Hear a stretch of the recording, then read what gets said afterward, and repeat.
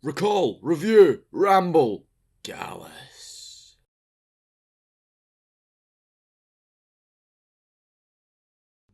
Now, you might be thinking this one episode looks different from all of the other episodes, and you would be right. All of the other episodes you see are in the UWSAR campus, but not this one. This one is special. Special because we're on time constraints. And time constraints... We're also on a bed. We're not on it. They can't see the bed. You've gave the illusion away. This is the How do you think podcast set. How do you think I'm resting my legs? They can't see your legs. Can you? Maybe, I don't know. I don't see the camera angle. Why would you not want to see these legs? How do I not see? I didn't see the... Have you ever friends with benefited? I like how it's friend with benefits PP. That's the title of the... on the PowerPoint. Yeah. No, I have not friends with benefited because I'm sure I've got not a slag. Sorry, 100 questions for friends with benefits lined up, and you've just negated all of them. Yeah, just what's it like? Who was it? Whose bed did you use? You still in contact? I had so many questions. Well, what if we just clap our hands, retry, and this thing you just make it up on the spot? Oh, what? Have you ever friends with benefited? Yeah. I've got my clip. Don't need to ask any more questions. I've got my clip. I can send that to Daniel. You better show him the raw file. But anyway, he put me on gunpoint saying that I've had a friends with benefited deed. Well, that would help if one of us had with a PP on it. But that's what sex is. Like, still, sex is friends with benefits. But just one PP, yeah. Well, it is only friend with benefits. He has two penises, apparently. Well, I'm just wondering why the PP's only the one that's there. Because it stands for PowerPoint. Does it though? You sure? Yes. You sure? PP is an abbreviation for PowerPoint. And if you don't believe me, I will consult the Auric Google. Yeah, because power and point. Does PP stand for? PowerPoint! PowerPoint! What the fuck is that? PowerPoint is the second. A per procuratorium. Indicates that someone has signed a document on behalf of another person. Interesting. That's the third search result. The top one is polypropylene, a thermoplastic polymer used in various applications like packaging and textiles. Fair enough. It's the second one. A pill from America that cures depression. The second one is PowerPoint. I had to. Pages printed is another one. Do you ever just think about printing, Joshua? You got printers? Well, not my own printer, because they just... I hate just printing things out of my own, whether it's on the college printer, or I tried to use one at home one time for just homework. Aye. It just didn't work. I've always had a bad experience with printers, so if I ever want something printed out, it's always done for me. Fair enough. Because you know how technology has advanced like that so much. Except printers. They're stuck in the 60s. They've been the exact same design and they still don't work. Yeah, there's all these memes that I do see about my newest HP 2025 printer that's never ever been used. It's brand spanking new the moment it tries to print out one PowerPoint, and it's done. Exactly. Carnegie Library, that's the best place for print. But the same printer that they use for NASA. Not even NASA, Kincaidson Primary, that one that printed out our bloody math papers. True. That's still going strong. Do you think that'll do a cold open? Go on. Do you think that'll do? Just a cold open? Well, yeah, because we always start with a cold open and I couldn't think of one, so that was the improvised. Have you had a friends with benefited eating? No.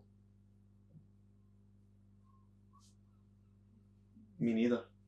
This could be a great conversation. Two lads talking about what they think friends with benefits is. Sorry, I've got the dictionary definition. Of a friend with benefit. Yeah, so welcome to the RRR Recall Review Ramble. This is this month's edition where myself, Ryan Robertson, and my very, very, very friends with benefitless boy, Joshua White. I'm Very not friends with benefits. Is a friend with benefitless? What? Wait, Friends- no. Yeah, friends with benefits less, because you're just friends. Friend, or it's just friend. With benefits. What does it even mean? Friends with benefits. Just say it's Sex I don't buddies. sex buddies. Fuck buddies. Just Just call yourself fuck buddies. Because friends with benefits, Like, that's sugarcoating it, man. it's just Because benefits, I get benefits from my friends all the time, but not in sexual ways. Me and Josh, right? The amount benefits. of benefits this boy has brought into my life, not in a sexual way. But I wouldn't call him a fuck buddy.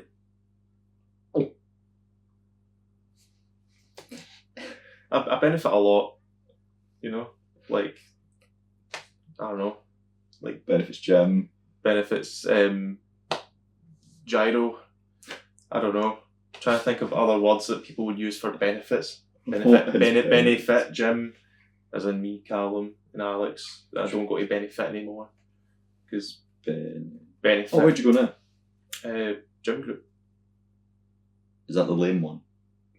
It's not really lame. It's pretty good. Well, in relation It's to one gym, field. I feel that you get the Citadel, which is lame. Cancer.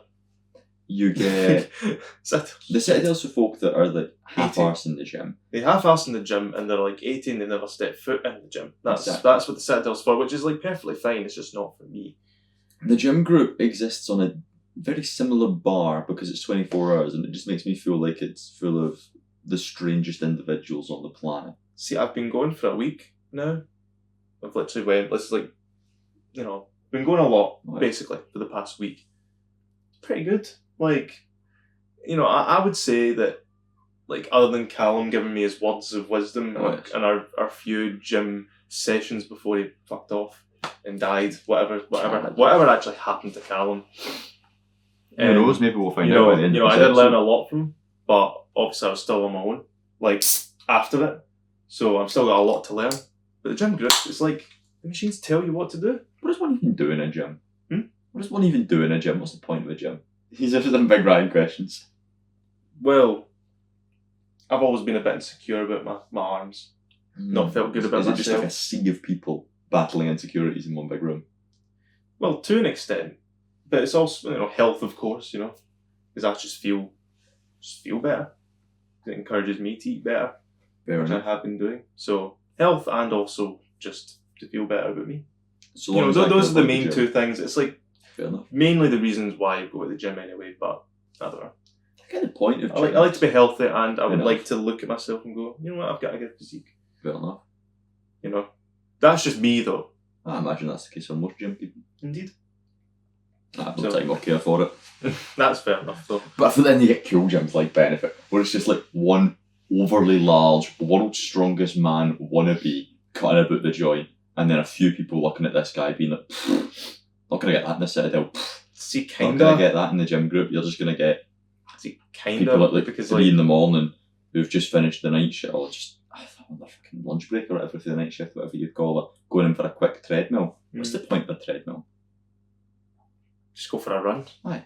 Like I've never. I mean, don't get me wrong, I hate running. Like I don't go in the treadmill. If I want to actually run, Yeah, I'll what do go you for a do? run. What's the machines do you do? What the machines are? It just depends what you're doing that day. You know. What do you mean what you're doing that day? You're at the gym. Doing the gym. Well, there's so many machines. You have to work on so many muscle groups on each part of your body. I'm saying this as if I'm like a nutritionist. Oh, you're talking fucking like a scientist. gym bro. a I'm just saying, biology like, freak. you know, you'll have one day where you dedicate to, you know, working out the muscles on your legs. You know, so you'll have this muscle here on your thigh, and then that one here.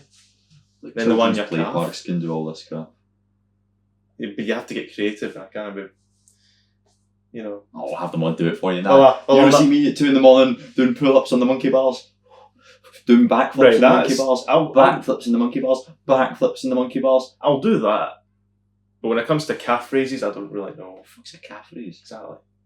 Playing the seesaw. Every time you go up, down goes the calf. Down goes the just calf. have a Down goes the giant calf. monstrosity of a big object or person just on I'm the not other side. particularly strong. The seesaw's enough for me. Maybe that's where you need to start. I still do it, the seesaw. And then another day, you'll be like, okay, I need to work on the muscles on my arms here and my back. I feel like it's a con. It should be free. I feel good about it, alright? I'm rooting absolutely for you. I just don't get gym. That's fair That's enough. personal. Personally, you get it. Personally, I don't get gym. Because it's paying money for things you can do for free.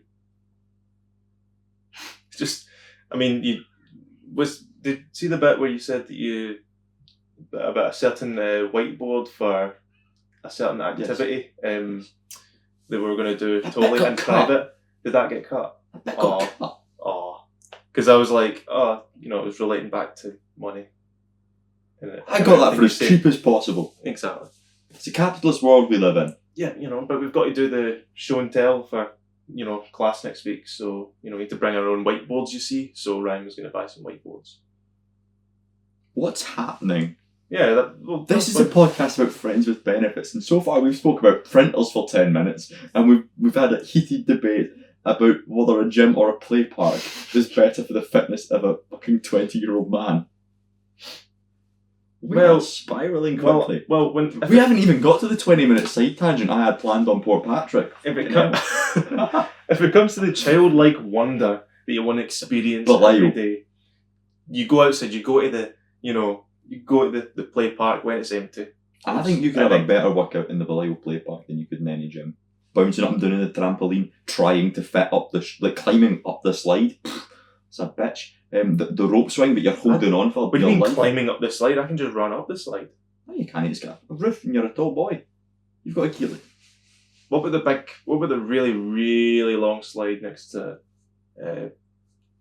Roselli? Oh, that one, running up that, and then doing the steps like fucking Rocky. Dun dun dun dun dun dun. Aye. It's just childlike wonder. That's good for you. That's good for your brain. It's good for your mental well-being. And if your mental well-being is doing well, then your legs are doing well. Do you know what's a good workout, Josh White?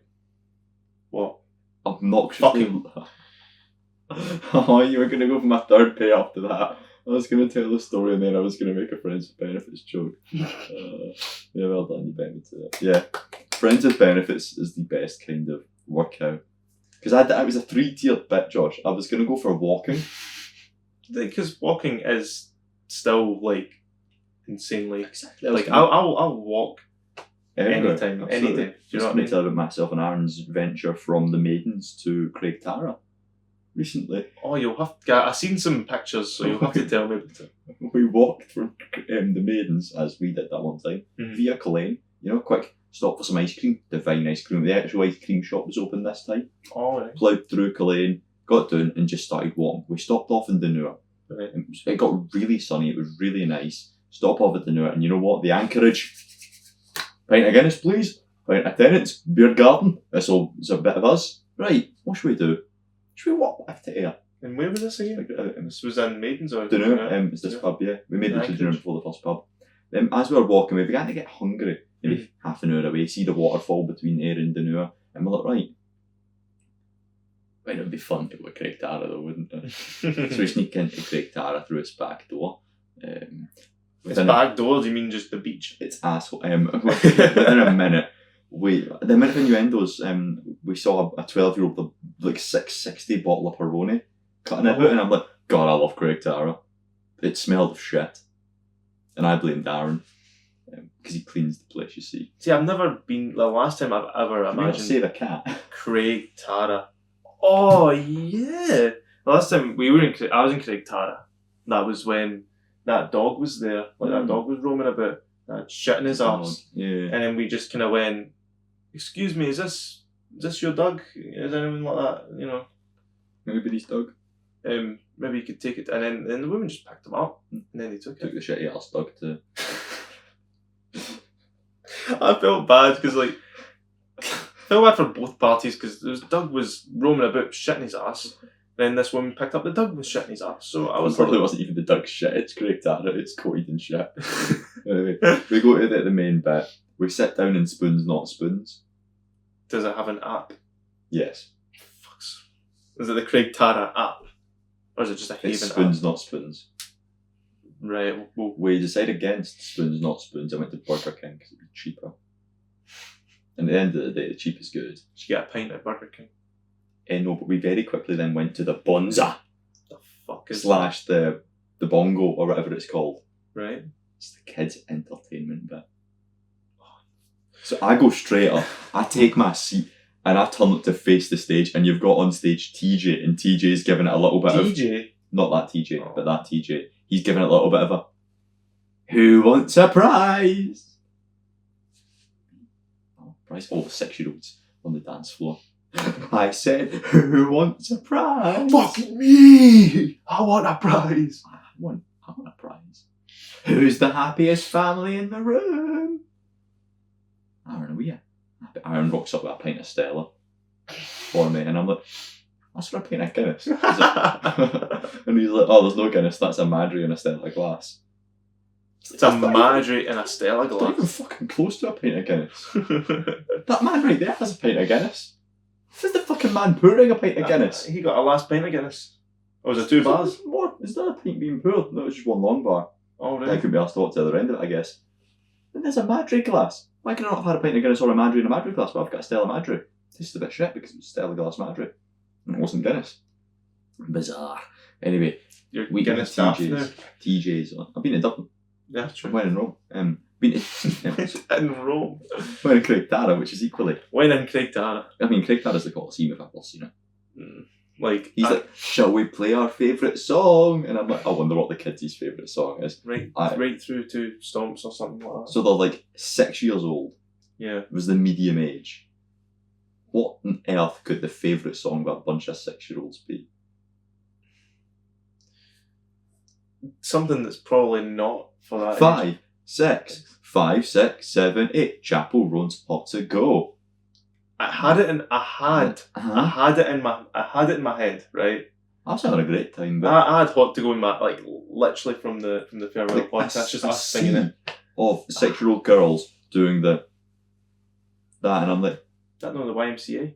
that's the Hot to Go. And the YMCA did not come on; it's been replaced with Hot to Go, and I was baffled. Who wants a prize? Shut the fuck up, TJ. I want a fucking Did prize. anyone actually get a prize? Yes, he was handing out little plastic toy trophies to kids who were the best dancers for each song because they had a decibel meter, right? Right. And the kids had to try and get as loud as possible to break the Craig Tara world record of 85% on the decibel reader, which Right. I don't think is a decibel reader's work.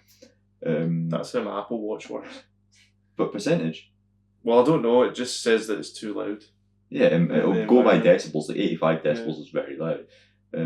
But if it's like 85%, what does that mean? That Means it's not loud enough. Decibels. Well, he was like, right, so we're going to put on a song, we're going to dance and sing to the song, and we'll see if we can beat the record of 85%. And I'm like, alright, this is going to be brilliant. A mad tune is about to kick in, and I'm going to sing every single word to help these kids get to the decibel. The Macarena. Oh no. The Macarena kicks in, and TJ's on the stage giving all of this, and I'm like, he's like, come on, sing along. It's a foreign song. I don't speak this language, Craig Tara. And he was also English, by the way, TJ. There was no Scots in Craig Tara. So the voices were not as authentic, because they wouldn't hire somebody like me and Aaron to do this, because they'd be like, who wants a prize? Do you want a prize?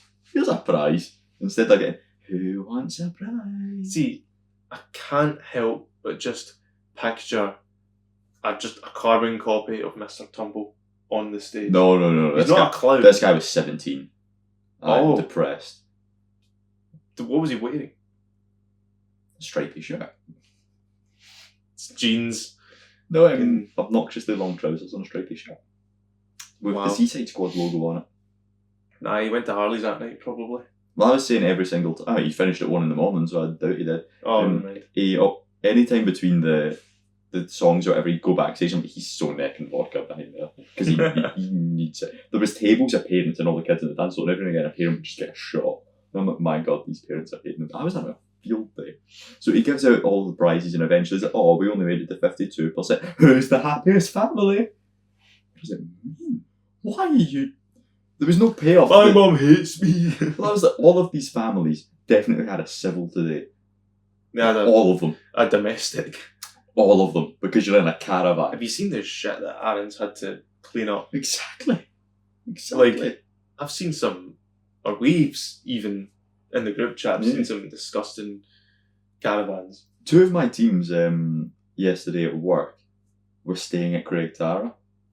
which meant that night before, they were almost definitely at the bongo with me and TJ and Tegan. Anyway, TJ continues. He's got one last golden trophy left, and he goes, "Who wants it?" And the kids are screaming. They are going ballistic, and he just stands there on the stage, gesturing like this for them to make more noise with a big smile on his face. And I thought, oh, he's entered his Homelander arc. He's actually uptaking this power too literally. Then he just goes, shh, and they all silence. Oh my god. He's gone mad. They get louder and louder and louder and louder, and then he just silence. These are going mental over a plastic trophy. And I'm like, oh my god, he's gone wrong, he's gone mad. Did he say this in a Scots accent? No, he's not Scottish, it's English. I can only do Scots. He jumps down off the stage, walks over the kid, goes to give him the trophy. Oh. Imagine if somebody just did actually like grab the trophy. It was anytime someone got a trophy, it'd be like a concert if they threw in the set list. Seas of people, trophy ripped to shreds. Anyways, like, right, in 15 minutes time, we're going to be back with some more entertainment for you. Kids, get ready to dance. Alright, so it's the kids' disco. Right. Is the 9:15 to 10 entertainment. We were only going to stick about until about 9:30 and hit the arcade for a wee bit before the bus. We finished our shite pints. I was having the time of my goddamn life. And then there was the bit where it was like scan the QR code on screen, you could upload a photo to the screen. See the pattern on display on this screen was out of this world. The amount of use of the term biggin, big man, wee man, and hashtag Tara was brilliant. I was like, probably an X in there. So how did that work then? You scan a QR code and you upload a photo. And then you put like a prompt as well. You can write a message, yeah, and there's no filter to it. There was one of these. So you can just say diabolical stuff. There was one of these at the Robertson family Christmas night out in Kilmarnock the other year. So we're all sat around the table having our dinner. Whilst our dinner is being ate, on the screen is these QR codes. Somebody realised didn't have to just be selfies from tonight. It could be anything they want. Celtic logo goes up half the building. Boom! Oh, Rangers logo goes up. Boom!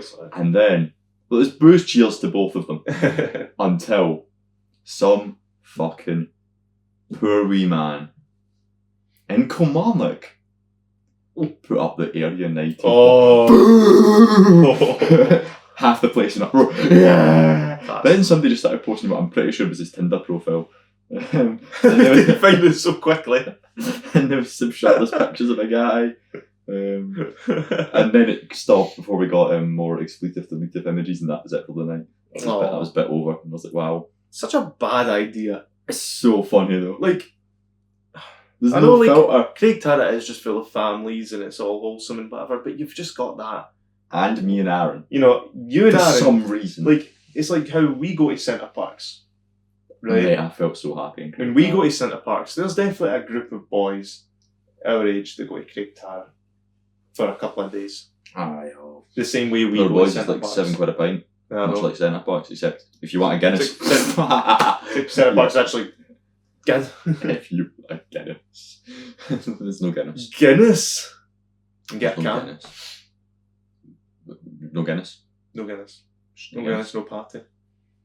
And then at 9:15 out comes the kids' entertainment. They come out and they're like, it's just three guys. It's basically just TJ and Tegan and her other friend again, this time in sparkly jackets. And they're like, kids, get ready, because we're going to be singing all your favourite songs. ABBA, James Brown. Me and Aaron are like, oh, James. Right, so that leads me to the question, Joshua. Both of these groups are from the 70s, right? I think we've went down a very large rabbit hole here. So A blackface. No. So- Other. No, No. that's James Brown. Oh, right. What type of music did James Brown do again? I have no idea. I've never heard of him. So James Brown is a... Not James Brown, not that James Brown, not Oh James Brown my Avenue, God. James Brown, but that James Brown. So James Brown is a musician from the 70s. Okay. Who specialises in funk music. He was one of the big men that got funk music Alright. going. So you're playing in front of a bunch of 6-year-olds making them dance to ABBA and James Brown's funk music. What? Okay. Then, No cha-cha slide. right before we're about to... Oh, that did happen actually, yeah. Well, And right before we're about to leave. Free from desire, Craig Tara's on fire, my bank account is terrified. Oh man, I'm like, genuinely Aaron, there's a better music selection in there than any nightclub I have ever been to. It looked more fun than any nightclub I have ever been to. Better than the Buff, better than Skins, better than Jackson's. The best sound selection of music I've ever heard. Then they started actually just playing club bangers. It's like, wow. AI Squirrel came on screen. He was good. AI Squirrel? Yeah. Seaside Squad. Do you remember the Seaside Squad, Josh, right? No. Oh, look, I promise we'll get to Friends with Benefits later. I don't know things, okay? I don't know anything. The Seaside Squad is very important to me. Right, okay, let's see. What the fuck? So I would like to introduce you to... Oh yeah, the Seaside Squad. Uh-huh. Yeah, So, yeah, I've heard, yeah. here we have I Greedy didn't know the- they were called the Seaside Squad. Here we have Greedy the Gorilla, Rory the Tiger, Ned the Ned, Polly put the kettle on, probably Barney, and then Anxious the elephant. But Anxious recently got cancelled because you can't call an elephant anxious because she's anxious. So she's no longer called Anxious. Wait, what's so wrong with being anxious? Using it for comedy. Anyway, these fuckers. Huh? Yeah, I had no idea they actually had a name for the group.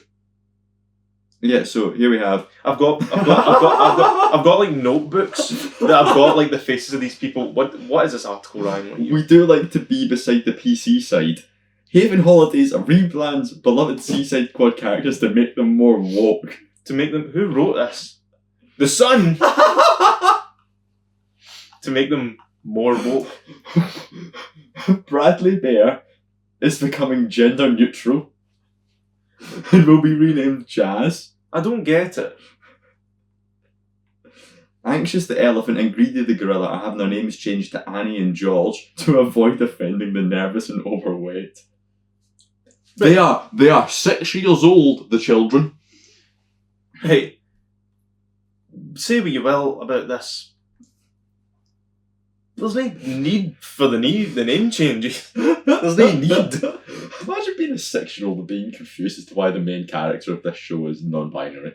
Like, that is how children are going to discover what non-binary is. but like, what was so wrong with just having them as they are? Anxious and Greedy have been around since the 1980s. Yeah.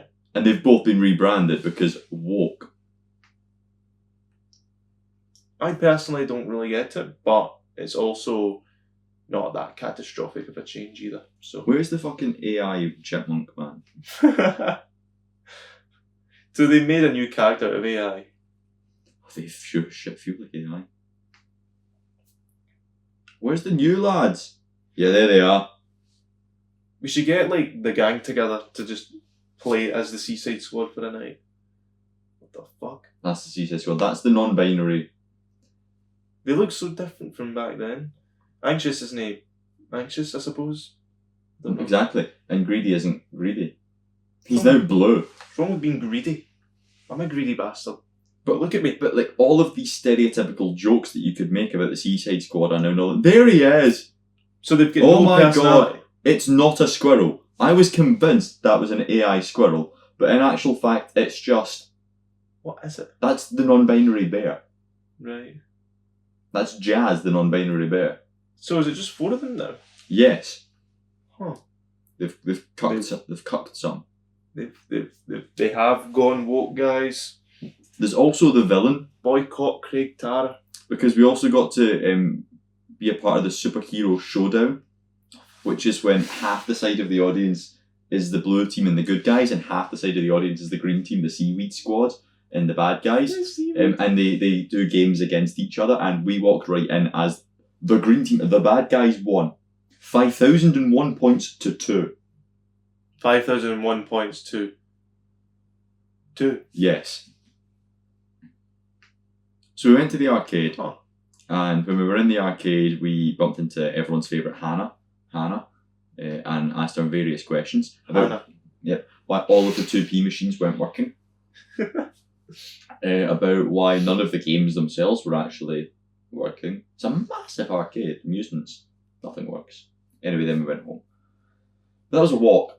My second bit to the... I'll tell you a good exercise would have been tennis. And that would have been to set up sex. Which we shall know. Which is what... That's a benefit of having friends, though, because you can play tennis. Because you need another person to play tennis. Yeah, exactly. You also need another person to talk to. There's only so many times you can hit a ball off a racket like that, anyway. You know, why have a pint with yourself at a pub? Unbelievable. Anyway, how are you? What have you been up to?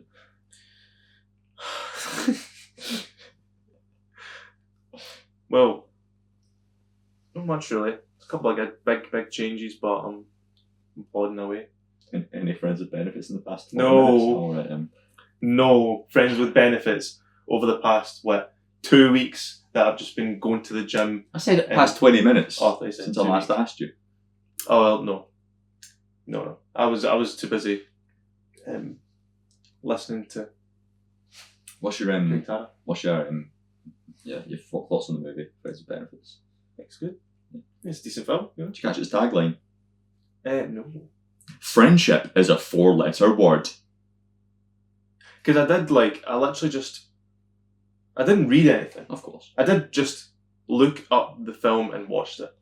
That's literally, I didn't read anything else. Very good. That's the best way. So I just watched it and went, okay, now I can piece together what's going on now that I'm watching it. What 4-letter word do you think friendship is a 4-letter word is? A 4-letter Friendship word? is a 4-letter word. Sex with 2 X's or love. Well, I wouldn't be surprised if they did say love, because it's like people throw around the word love as if it's like, oh, I love my friend so much. I want to fuck him. But he's just a pal. Just a pal, just friends. Anyway, they're married by then. Anyway, some friends come up with a happy ending is another one. Right. But I think we can do better than friendship as a 4-letter word and some friends come with a happy ending. I think we can do better. Right? Is that for a tagline? Yeah.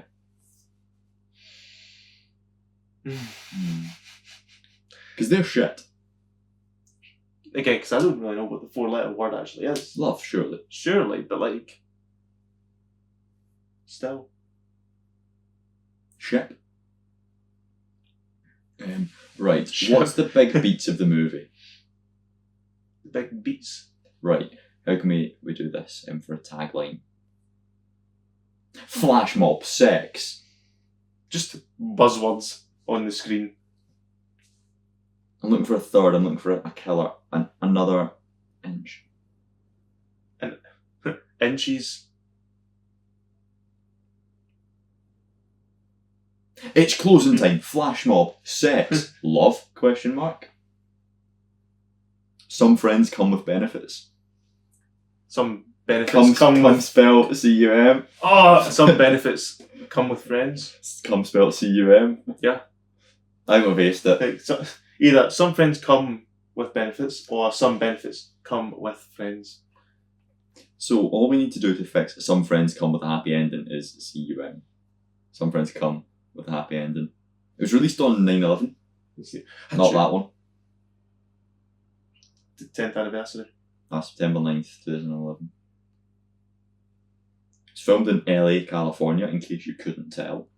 Lasts 149 minutes, which is a good time. Had a budget of 35 million and it grossed 56 million in the US and Canada and 150 million worldwide. It did very well. Damn. Worldwide. It had 3 main production companies that I was curious about. We had Screen Gems Productions, so quickly, Okay. to their Wikipedia, and So we've got 3 companies here. 3 big companies behind the film. We're just going to skip straight down to the filmography of Screen Gems. They have done a lot. They are a big ass deal. Oh my god. What the This is just Okay. TV, right? Films. f... Head. Oh my god, they Just did one film. Head. Just one film. They did Head though. Just right. Head is a brilliant film. Have you seen Head? No. Well, right, so Head has got one of my favourite stories of Head is to do with the next film they made. So the producers wanted to call this film Head. No. So that, see, the next film they made could have on the poster, from the producers who gave you Head. Oh, yeah. I remember, it rings a bit, yeah, I remember I've definitely told that story because it's so stupid. They could have just put it there. Screen Gems, predecessed by Triumph Films, they're now owned by Sony, basically. So everything's Sony is Screen Gems. Right, okay. I saw Zucker. Not that guy. Castle Rock Entertainment, which is equally as fun, features Rob Reiner. Cool name. This one, I believe it has something to do with Stephen King. They were originally backed by Coca-Cola. I believe Columbia bought them. Oh, they were owned by... Warner Bros. Basically, it's a bunch of production companies within Warner Bros. That made this. Okay. Should we get a list of Castle Rock Entertainment movies? Misery. Yeah, they did a lot of Stephen King stuff. The Shawshank Redemption. They've been up to stuff and in this. Striptease. Hamlet. Suburbia. What else did they get up to? Murder by Numbers, The Majestic, The Salton Sea. They've done hundreds of films. Kangaroo Jack. I'm just naming it ones that you might know. I saw the word pop. No Reservations. The Bucket List. Flipped. Friends with Benefits. The only movie they did in this year, actually. What the hell did they... Was it that big of a production, Friends with Benefits, that they just... They died off. Zucker Productions. It's Jerry Gordon Zucker, by the way. Who is our final thing to look at? Jerry Zucker, right. He's an American film director. Directed such comedies as Aeroplane and The Naked Gun. That's relevant. Literally right now, isn't it? Apparently, there is a film that released not that long ago that people are saying that it's like the worst film that's ever been created or something. I forgot what it was called. The Brothers Grimsby. Yeah, true, but I don't know. I've seen so many videos of this specific film just being so bad. But again, I totally forgot the name of it. It'll get back to me. Director Will Gluck made very, very limited amounts of films. He had Fired Up. He had Easy A, which is quite a good film. Friends with Benefits. About Last Night in Annie. Then he had the two Peter Rabbit movies. And then in 2023 he had Anyone But You with Glenn Powell. Heavenly man Glenn Powell is. And Sydney Sweeney was there too. So the writing, Will Gluck stated that the concept of the story began with the idea that he wanted to work with Mila Kunis and Justin Timberlake, explaining he rewrote the script for the two actors. Following those changes, he expressed that he wanted to attract a more adult audience. He wanted to do more of an adult movie about sex and relationships. He went on to compare the storyline of Friends with Benefits to the relationship between Katharine Hepburn and Spencer Tracy. Imagine you did, revolve this around teenagers, though. That would just be kind of strange.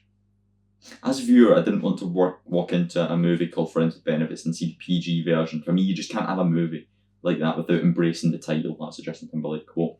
In an interview with Movie Line, Gluck further discussed the film's plot, saying Friends with Benefits would relate largely with a younger generation. They comment about these romantic comedies throughout the movie, and as they go through their storyline, they realise that they're in a romantic comedy story, as two regular people who aren't in a movie would comment on.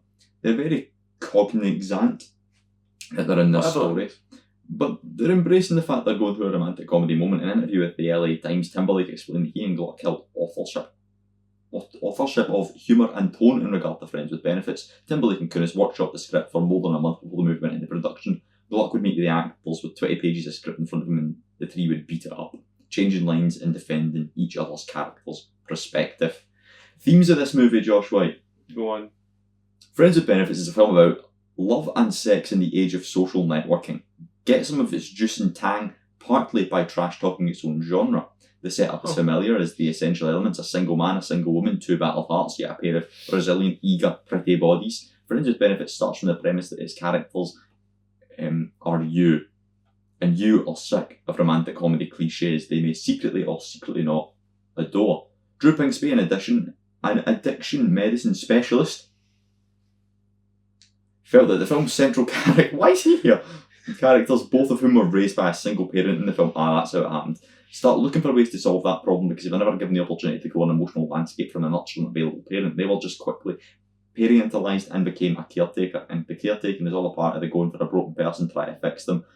Love addiction ending in happily ever after is not a great message. Timberlake added Friends with Benefits as a film for all generation, people that are between 25 and 30 years of age moving into a different part of their life, because that's when you really start life, is the age of 30, of course. Because that's when you start shagging, because why not? Apparently. They are not sure what type of commitment they are comfortable with or what they're going to do for the rest of their lives. So they also had to almost had to change the name of the film, Josh, right? Almost. So we're going to go to the Hollywood Insider when it loads.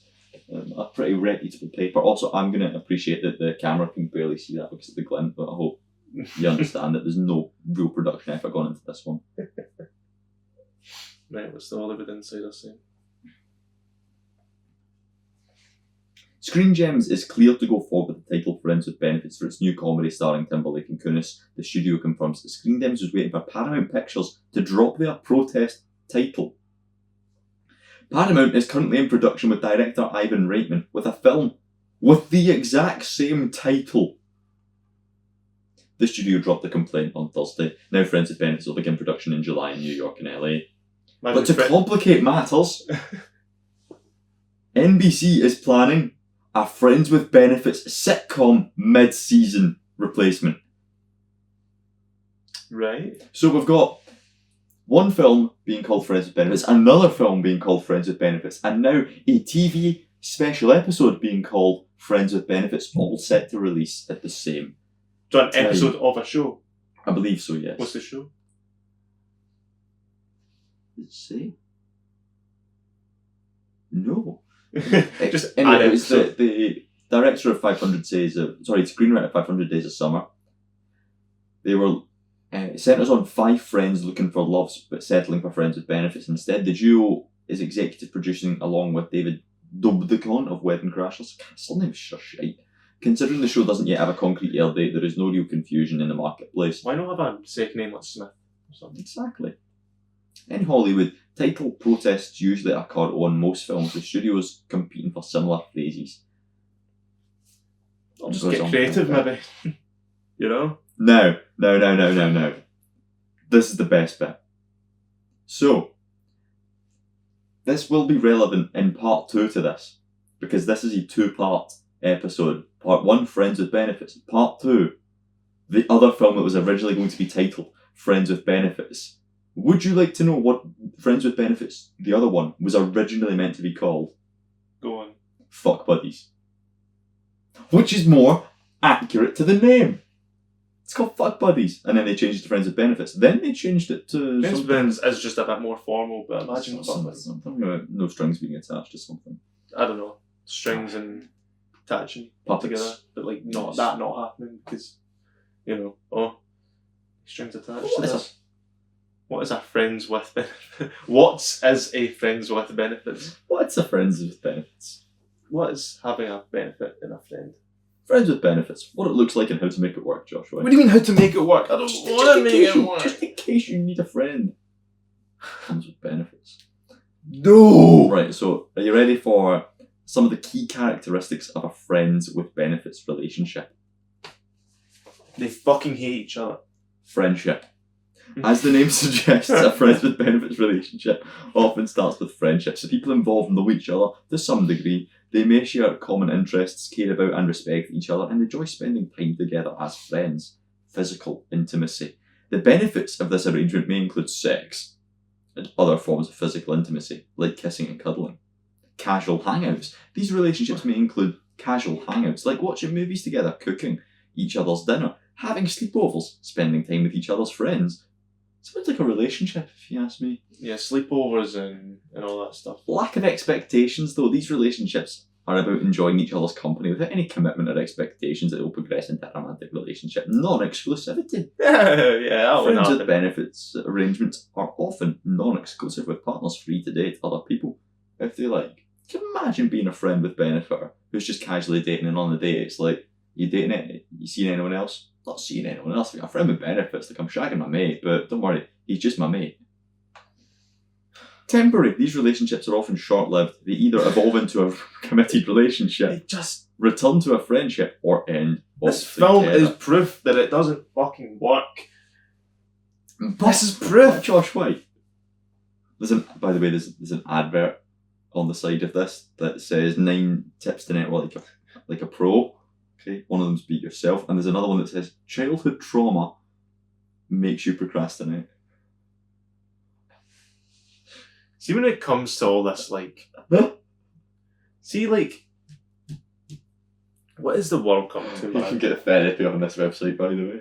Anyway, see all these buzzwords. My trauma is the reason why I'm like, I don't know what happened. That's just the way I am, man. Right, anyway, Josh, I have a very serious question. Just for you. get a girlfriend. No. This is you. Is being friends with benefits right for you? Time to find out, Josh White, if this kind of agreement is It's good not. for you. You want intimacy without commitment. This relationship is right for you if you want the intimacy of a relationship. You don't want commitment. Oh my god, who the fuck is Dr. Rodman? It may be particularly beneficial for people who don't have the time, energy, or desire for a committed relationship but still want. I mean, it says a physical connection with someone. I'm going to change that to sex. You don't want the complications of a relationship. This arrangement may work for you if you want the benefits of a relationship without the more challenging aspects of commitment, like compromise, vulnerability, sacrifice, trying to meet each other's needs, trying to meet each other's expectations. So basically, you don't want to put in the effort of a relationship, but you still want to fuck around. I mean, fair enough, that's what people want to do, but... We fuck around and find out, you know what I mean? But to me, it's just like, it's not that I'd be interested in that, like, when I'm single, do you know what I mean? Do you want to be in a committed relationship first, and then you're like, oh yeah, well... Yeah. This bit's poetry, Joshua. I don't get it. You enjoy your friend. Comma, but you don't see it working out long term. A friends with benefits relationship can work for you if you're attracted to a friend and like spending time with them, but don't see yourself in an exclusive committed relationship with them. This may be because of value differences, like you ultimately want marriage or children and your friend doesn't. It just doesn't work because, I mean, I don't know, I suppose an intimate moment like that would cause, again, the film bloody explains it, emotional feelings, very intense emotional feelings that you're feeling with a friend, you know, that you're just doing this stuff with. It's like, you're just kind of forcing yourselves to not like each other now.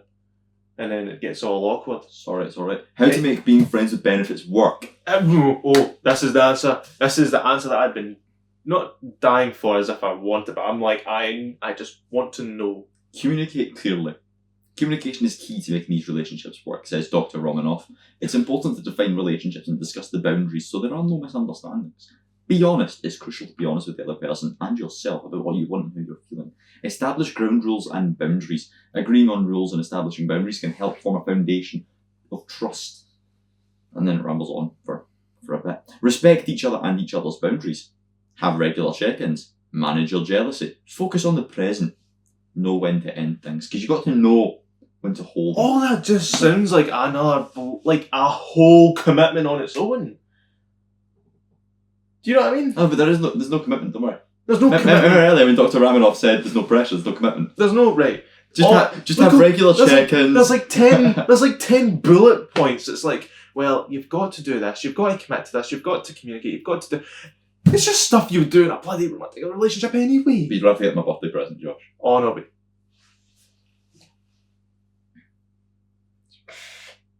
Does being friends with benefits lead to dating? Like, all it takes is a fucking sleepover, do you know what I mean? That's it. Being friends with benefits can sometimes lead to dating or more. In fact, in 2013, a study with over 308 participants who had been friends with benefits arrangementing found out that the majority of them did not lead to more committed relationships. There's no hard and fast rule about this dynamic, says Dr. Ramanoff. There are more variables that impact the trajectory. Closing considerations, can't be arsed reading them. Just focus on yourself. That's it. So you need. Don't need a friend with a benefit. You just need a friend with the benefit of walks, pints, podcast. So this article was Romanoff, we're right, basically Sabina learning Romanoff. all about the friends from benefits from the perspective of a clinical psychologist called Romanoff, Dr. Sabrina Romanoff. Go on. We've got all of these brands. What's going on? It's just all the shit that she's in. She's a New Yorker. Okay. No, she's a New Yorker. Just like Tweedledick in this film. Exactly, that's a canon. But that was, oh, she offers therapy. We could get some couples therapy for friends with benefits thing. Not that we're friends with benefits. Again, that's a whole commitment of we're friends with benefits, but if we want to stay friends, then we've got to go to therapy. Josh, It's I like, think it just sounds like a whole fucking commitment without going, oh, but I don't want to be in a relationship. I just want to get schlag everywhere and all this stuff. It's just degeneracy, okay? before we get into a beat by beat breakdown of the movie, Joshua, Yeah, go on. take the Ultimate Friends with Benefits movie quiz. Oh. I thought it was going to be a quiz just About all of the things we've learned about about your psychology and stuff like that, but no, it's just a film. Alright, we could arguably do both. Tweedledick, oh no. Should I be a friend with benefit? BuzzFeed. BuzzFeed will shut down. BuzzFeed gone? Or is it still a thing? It's still a thing. What the It's fuck? an art club quiz, it's very important to me. BuzzFeed was like a 2016 like relic that everyone hated. Like, oh BuzzFeed shite. I mean, but yeah, it was, but like that was 9 years ago. It was like 7 years ago or something. They were going to shut down apparently. They're going bankrupt or something. And they're still here after all these years. That's crazy. Maybe I'd rather not do a friends with benefit quiz. No, because this is between us, Josh, right? This is between us. I guess that's the benefit of it. Oh, what? No, you will not. What career does Jamie Relis have? Is she an executive recruiter, an art director, a fashion designer, or a graphic designer? I think she's a recruiter. Cause She's an executive recruiter. Cause she's like, you know, Surely got the she's job, an executive recruiter. We'll select that. Guy Tweedledum, the job. Can I get the next question? Tweedledum for now. Because that can't be bothered. But where does Dylan Harper work before moving to New York City? An advertising agency, a small internet company, a freelance artist, or GQ magazine? Advertising agency, I think. For an advertising agency, yeah. I think. Because they were talking That was about a small internet company. they were talking about the porn and stuff like that. Oh, was it? Oh. That's it, the That's a babble. shame. What event did Jamie and Dylan encounter that highlights New York's vibrancy? A Broadway show, a street performance, a flash mob, or a musical festival? Well, that's a flash mob, of course. Flash mob, was that the big dance? Yeah. Yeah. What does Jamie initially want out of a relationship with Dylan? A serious commitment, a casual connection without emotional baggage, a friendship, to be roommates? Just the casual connection, friends with fucking benefits, basically. No emotional baggage. When only until it does, because that's how it works, guys. Jamie dates You hear it Parker. from me, I'm right. Parker. Thought this quiz would be more harder. During the California Just trip, like who does Tweedledum's penis? During the California trip, who does Jamie meet from Dylan's family? Mother, brother, father, older sister Annie. wait, what? Where's Jamie from? Her own mother, I believe. No?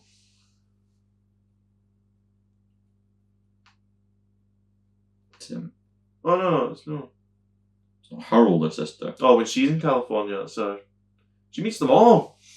No, but during the California trip, who does Jamie meet from Dylan's family? Her mother, Dylan's brother, her father, or her older sister. Surely it's got to be Dylan's. He doesn't have a brother. I don't remember Dylan having a brother. Well, Dylan's dad. And our father's fucked off. I mean, it's the mother, right? It must be. Her older sister. But that's Dylan's older sister. That's Dylan's older sister, and he identifies as a he/him. This quiz is fucked. Wait, so they got the pronouns wrong.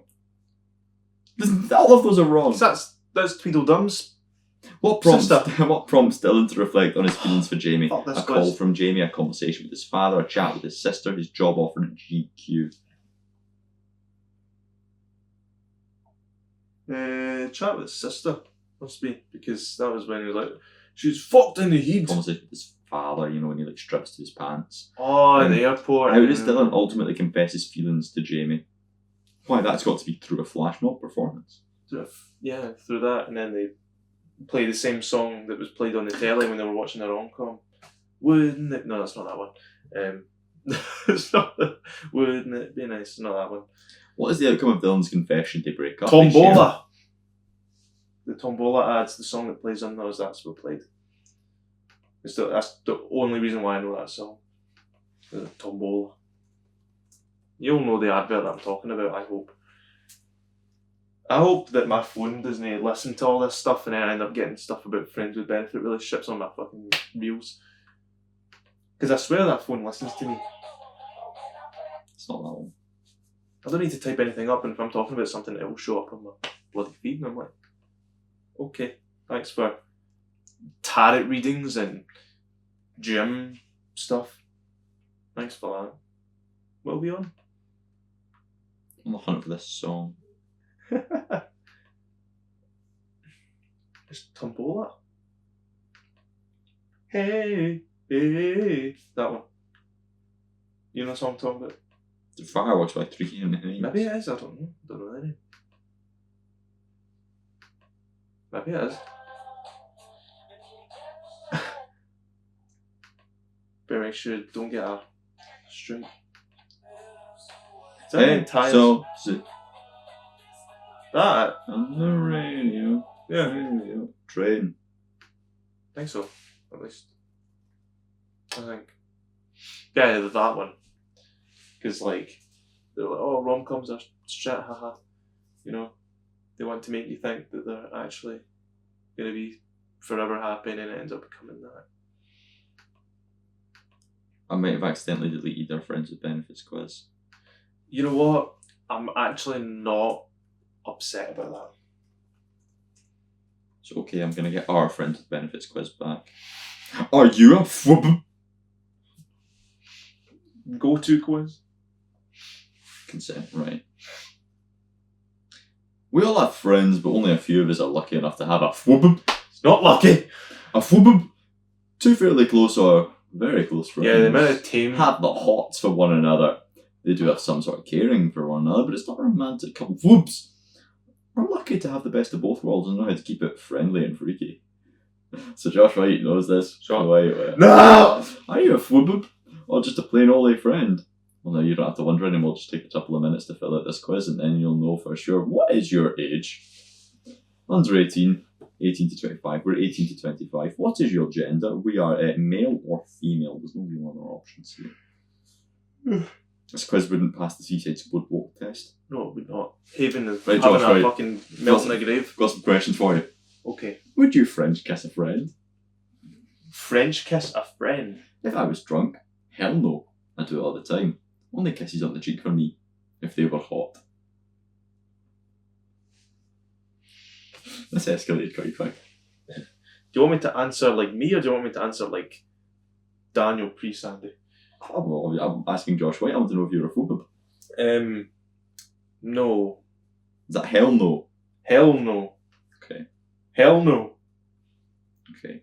Right, Josh, I want you to picture this. You and your friend go out and get chopped. Chopped? Chopped? To me, chopped means like chopped or ugly. Or just chopped as in steaming. I think it means steaming. See, all these questions are under the influence, like, it's all like under the context of you are under the influence of alcohol.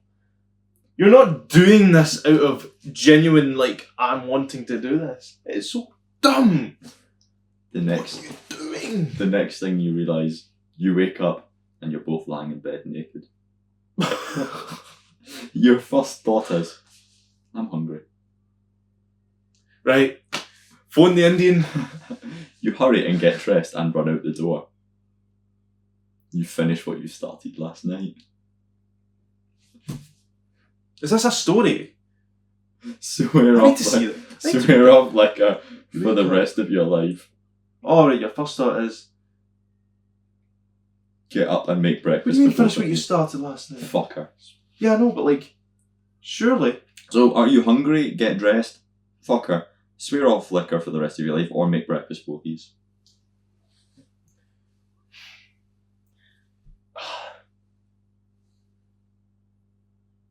I mean... It's a mix of... I would... Ugh, what the fuck, man? What's right and what's wrong? Because I would be like, what the fuck is going on here? I would probably wake them up, being like, right, okay. Well, I don't know. I've not been in this situation. I'd probably fuck off. Sounds fair. You hurry and get dressed and run out the door. Your friend calls you with man-woman drama. You automatically tell them to drop it, loser. You rush over while still on the phone and console them. You rush over and give them something to make them forget all about it. That being a penis. Your friend calls you with man/woman drama. So let's say if my female friend was phoning me like, oh, my That's boyfriend's mad. being a cunt. And I go, Tell them to drop, loser. Rush over while still on the phone to console them. Rush over and give them something to make them forget all about it. That implies penis. you're dick. Tell them that you're busy and you gotta go, or suggest that you all should get together sometime. It's wrote like kid slang and I love it. Well, I'll just, I mean, if she's phoning me about, oh, he's being a prick, he's being this, he's being that, basically just shit talking, I mean, maybe for good reason, maybe he is a prick, then fair enough, but, you know, still, like, saying all this stuff to me about a boyfriend, I'll just go, well, what do you want me to do about it? Drop him. Tell them to drop, loser. You know what I mean? It's like, well, if you're not happy, drop him. That's not my... a lot of people would use that as their cue to, like, get in, but of course... Are you ready for this one, Josh? Right? Go on. Ready. You and your friend go out clubbing. Is this odd? See, when it says my friend, does it mean my female friend? It means your potential flip. Right, okay. None of you are getting any action for whatever reason. Yeah, fucking YMCA's no one.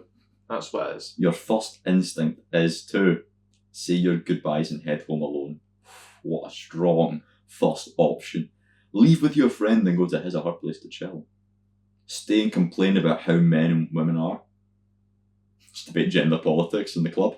Stay with a friend, have a few more drinks and dance on the bar. On the bar? Yeah. Get drunk off your ass and fall asleep in the club. You know you're talking to somebody who drives to the buff and doesn't drink at the buff and drives home. Well, would you say your goodbyes and head home alone? Would you leave with your friend and go to his or her place to chill? Would you stay and complain Well, about I wouldn't. how men and women are? Would you debate gender politics?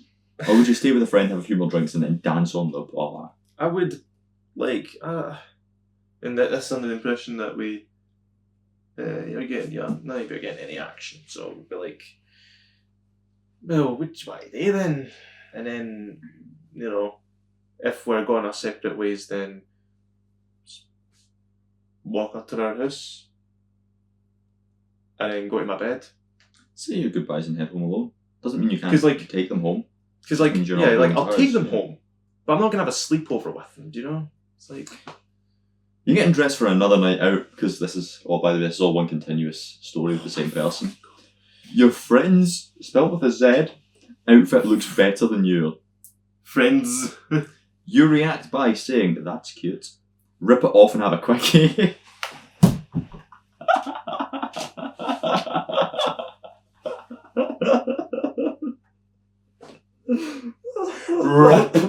Rip. Nah, this is what it implies. Ripping. and ripping the outfit. Josh. Not casually being like, oh fuck. You're just like, hoping that they're okay with it. Saying that's cute, rip it off and have a quickie. Say nothing at all, you still look good. Tell them, damn, that's sexy as hell. Or pout all night and complain about how you look. Let me see this. So let's just select, rip it off and have a quickie. No. Damn, that's sexy Like, as hell. I'll just go like, I don't know, wait, do again. Your friend's outfit looks better than you. How do I know that it looks better than mine? What if mine is just better? Or what if, like... Say nothing at all, you still look good, don't worry Josh, wait, I get it. Because, like, I'm not going to be like, oh, you look gorgeous, my hun. Like, you're my friend, I'm not going to comment on your outfit. Bear in mind, this is the same person that this is about the entire way through, and this is an escalating story. You were out with your friend, and she suddenly disappears for a while. You are now thinking, I need to find them so I can get in on the action. Oh my fucking... There are people like this, by the way. Keep doing what you're doing, they'll catch up eventually. You form a search party to find them. I need to fix my makeup. This I need bottle... to fix my makeup? This bottle could make a good Is weapon. this under the impression of... This bottle could make a good weapon just in case. Well, wait, so that's the impression of she just disappears. Yes. I'm obviously just going to be like, well, fuck is she? Because although You form a search She party has to a- find them. she has a friend, still a lady, you know, she could have got mugged or something, I don't know. Your good friend is moving away to make a better life for themselves. It's quite sad. Good for them. I didn't fancy them. To keep in touch, you send them comments on MySpace. MySpace! How old is this thread? How old is this? The website looks old. Send them sexy pics and have naughty phone fun. Make sure you have long distance and a buttload of men. They're going to be lot of catching up to do. Why is he talking as if they're in the hood? Figure it was What is foremost that going on? lasted and move on. Save your dollars to go and see them as soon as you get the chance. I mean, Let's just... So, for this one question, can we just picture that our friend with benefits, Cal? Send them in sexy pics and have naughty phone fun. naughty phone. Me and Cal have naughty phone fun all the time.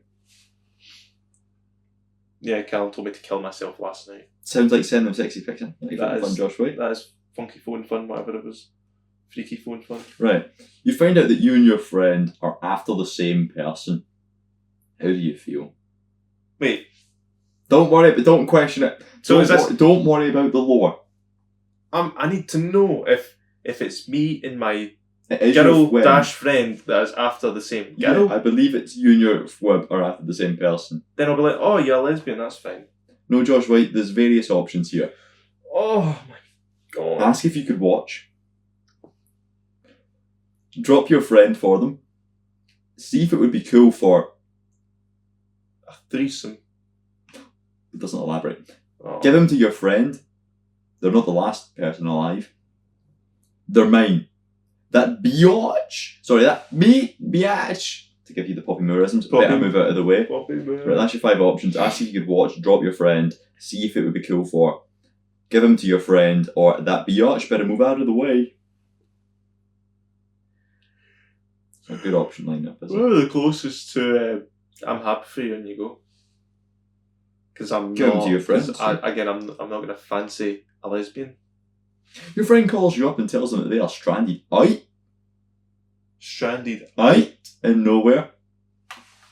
In Alright. nowhere. What do? Laugh and tell them should have gotten on star. Rope ramming. Tell them you'll be right there. Ask them what are they wearing. Pray for them. Are still on the phone with them until the moment you show up. Cars are good places to get action. What the fuck does OnStar mean?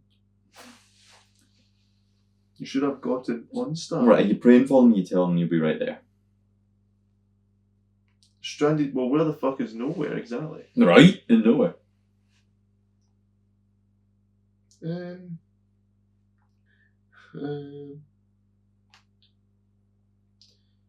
get action. So they're just getting any sort of scenario Yes. and just trying to put in a dick. Don't worry, Josh. Wait, the next one I believe is about the milkman. I just need an answer to this question because this section is going on for now 20 minutes.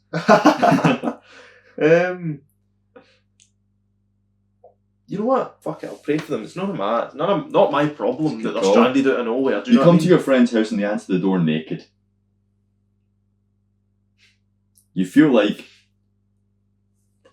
returning to your car. Returning to my car. Yes. Okay. Telling them to put some motherfucking clothes on.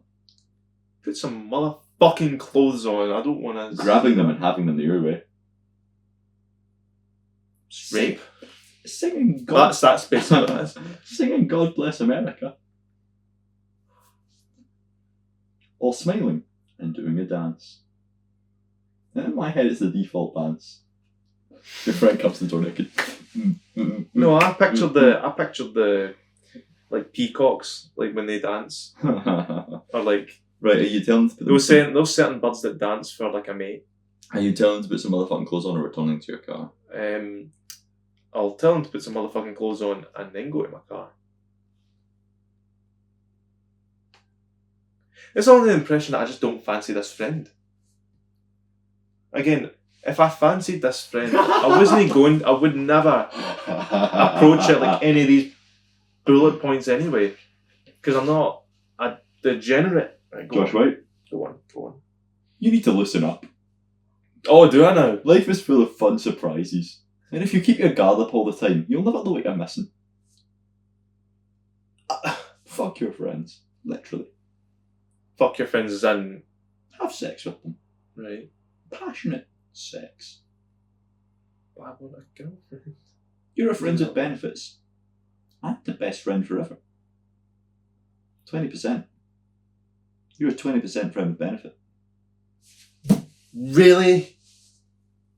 How am I? I answered all of the no questions. Ah, yeah, The no answers. Yeah, but you're still a man. This quiz was set in stone the second you hit male on gender. So a 20% chance I'm going to be a friend with This benefit. 20% is based, I reckon, purely on your age and your gender. None of the fucking questions mattered in the first place. Well, no, depending on how you answered them, I imagine you could have got to it. So I've got a 100%. 20% chance that I'm going to be a friend that's going to come with benefits. That's sad. But you know, I don't believe this 15-year-old website. This website's fucking brilliant. Go-to quiz. And you're friends with benefits. Yeah, I don't know what they were going for with that grammar. Anyway, shall we do the same but for you? Alright. Oh, I was kidding because we timing that. But if you want to, then Oh, I'm sorry, I've lost the quiz. no. We've got What time. do you think your Benefit. percentage would be? 0. Friend with benefit. Should I quiz? Actually, maybe I shouldn't sully to actually like by doing that, making you do this quiz. I'm 18 to 24. My male's agenda. Would you French kiss a friend? Hell no. Unless it's Gallum. You and your friend go out and get chopped. The next thing you wake up and you're both lying in bed, your first thought is, you hurry and get dressed, run out the door, comment, never talk to them again. Your friend calls you the man-woman drama, you automatically tell them to drop the prick. Happens all the time. You and your friend go out clubbing, none of you are getting any action for whatever reason. Your first instinct is to say goodbye and head home. Classic Ryan Club attitude. You're getting dressed for a night out, your friend's outfit looks better, you react by saying, telling them, damn, that's sexy, or having it off and having a quit, saying that's cute. Probably not going to notice. I'm probably going to not notice, that's a shite question. You're out with your friends and she suddenly disappears for a while. You're thinking, I must form a search party. True. Actually, fuck it. This bottle could make a good weapon just in case. So being a total gentleman is still getting a 20%. Your good chance. friend is moving away to make a better life for themselves, to keep in touch. You, I suppose, make sure to have a long distance and catch up, basically. Yeah, people talk over the phone. I think that one means you find out that your friend and you are after the same guy. See, it'd be cool for giving to your friend because I've got Ren and I'm more than happy. Your friend calls you up and tells you that they are stranded out and nowhere, telling you to be right there. That depends who it is. It's fun asleep. You come to your friend's house and they answer the door naked. You feel like smiling and doing a dance, of course. They'll tell us some motherfucking clothes on. Smiling and doing a dance. Right, Josh, wait. 22%.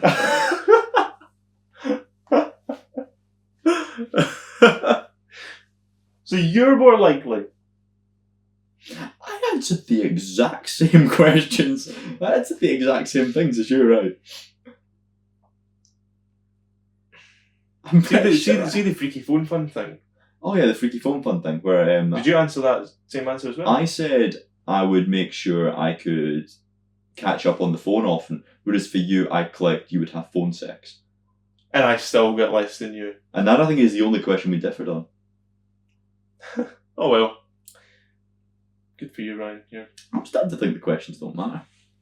I'm just starting to think we... Anyway. Yeah, well... Models 1 to 3 to 17. Anywho. That's... So Portpatrick. I like that your PowerPoint is just Portpatrick. Like, it is just the word Portpatrick in the white PowerPoint background. It's a very good place. Oh, I loved it. We had a beautiful time at Portpatrick. Recently, Alex drove us down. It was 3 of us.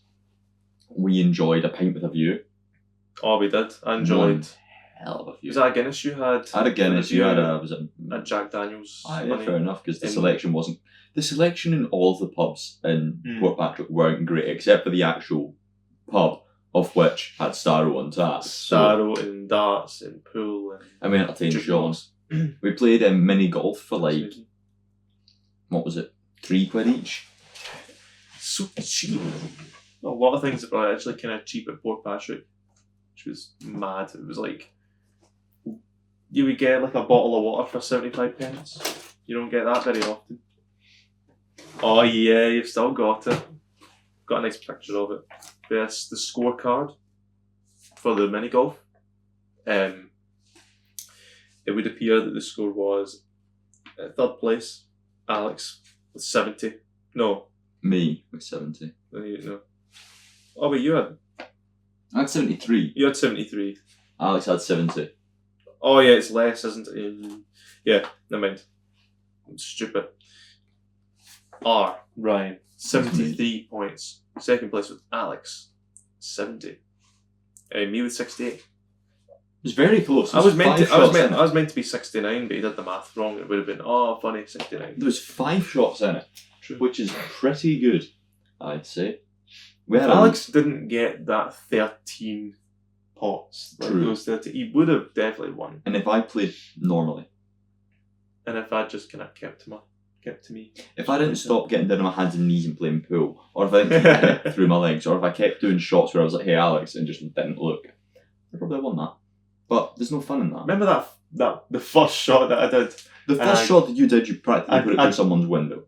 I literally just sent it flying. It was very impressive. I did the same thing a few shots later, to be fair, so... Yeah. And then it took like, what was it? I bet it took Alex's head off. So I used the back of the putter and... did it. I could have killed the man. That was a good time though. That was very enjoyable. It was a good hour for £3. It was. And then obviously rewarded herself the pint afterwards. Indeed. Very that was nice. some good scampi we had. Oh, the scran in that place was out of this world. I had some lovely scampi Best with chips free I think tartar I've ever sauce. had. The best chips. It was like It's bordering crisps. Often you exaggerate, but it was crisps that had a way to win them. Like it's like you actually just got a ready salted crisp, and you kind of had the coating around it. And it's literally what that was. It was perfect, divine. And we had like an extra bowl as well. Well, that's because Alex thought he could eat more than he could. Yeah. Good on him. He had some decent venison. Went off to the castle as well, Dunsclay Castle. That's Very nice.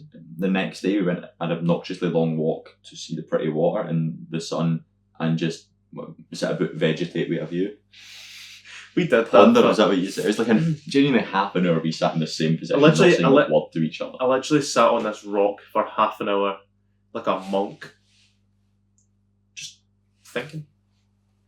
It's good. It was some week. It was So peaceful. it was a lot happened that week, so I was like, I just sat there, maybe like this, probably with my legs crossed to some extent, and I was just like, I was just taking all the sights. I just looked. We saw a man skinny dip. For like half an hour. Yeah, that as well. We got to see Man Bum. Man Bum and the partner that had to awkwardly walk around till he was That was finished. very funny. She just lapped the place, not associating with him. And it was like, you're definitely with him, right? Yeah, because we saw her walk up to him after it. Yeah. After they got changed and stuff. It's like, Unless she fell for you know, him you in can that moment. put. It's not as keep freeing, your Josh. boxers It's on. not as freeing. I don't give a fuck. He is literally in the middle of fucking nowhere.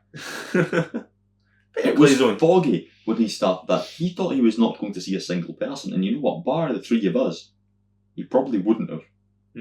Well, there was a couple other folk that were just kind of They were. trying to awkwardly not look at us. We were actively trying to look at that. Hey, I had the lens for it. Damn right you did. I had the lens for it, Freaky, but I just right? couldn't be bothered. Freaks. I couldn't be bothered Freaks taking it man's out. arse. Anyway. Nah. The photograph, of course. Friends of benefits could be a good candidate.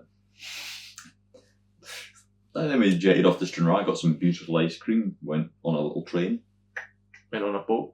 went on a boat, That was some good ice cream. all through quite Two scoops was 5 scoops that I had of that salt. one scoop came with 3. Yeah, like, I mean, sure, like, that was the main Stranraer. I like Stranraer. Aye. Like, Stranraer's a good place. It's just obviously it's rough around the edges, but It's like the park and the ice cream bit, it absolutely could be so much better, you can't. but it is a nice place. Yeah, like, I respect it very much. I feel like it is. It's very similar to Ayr Mm-hmm. in a sense that you can tell it absolutely once was amazing, and now it's alright.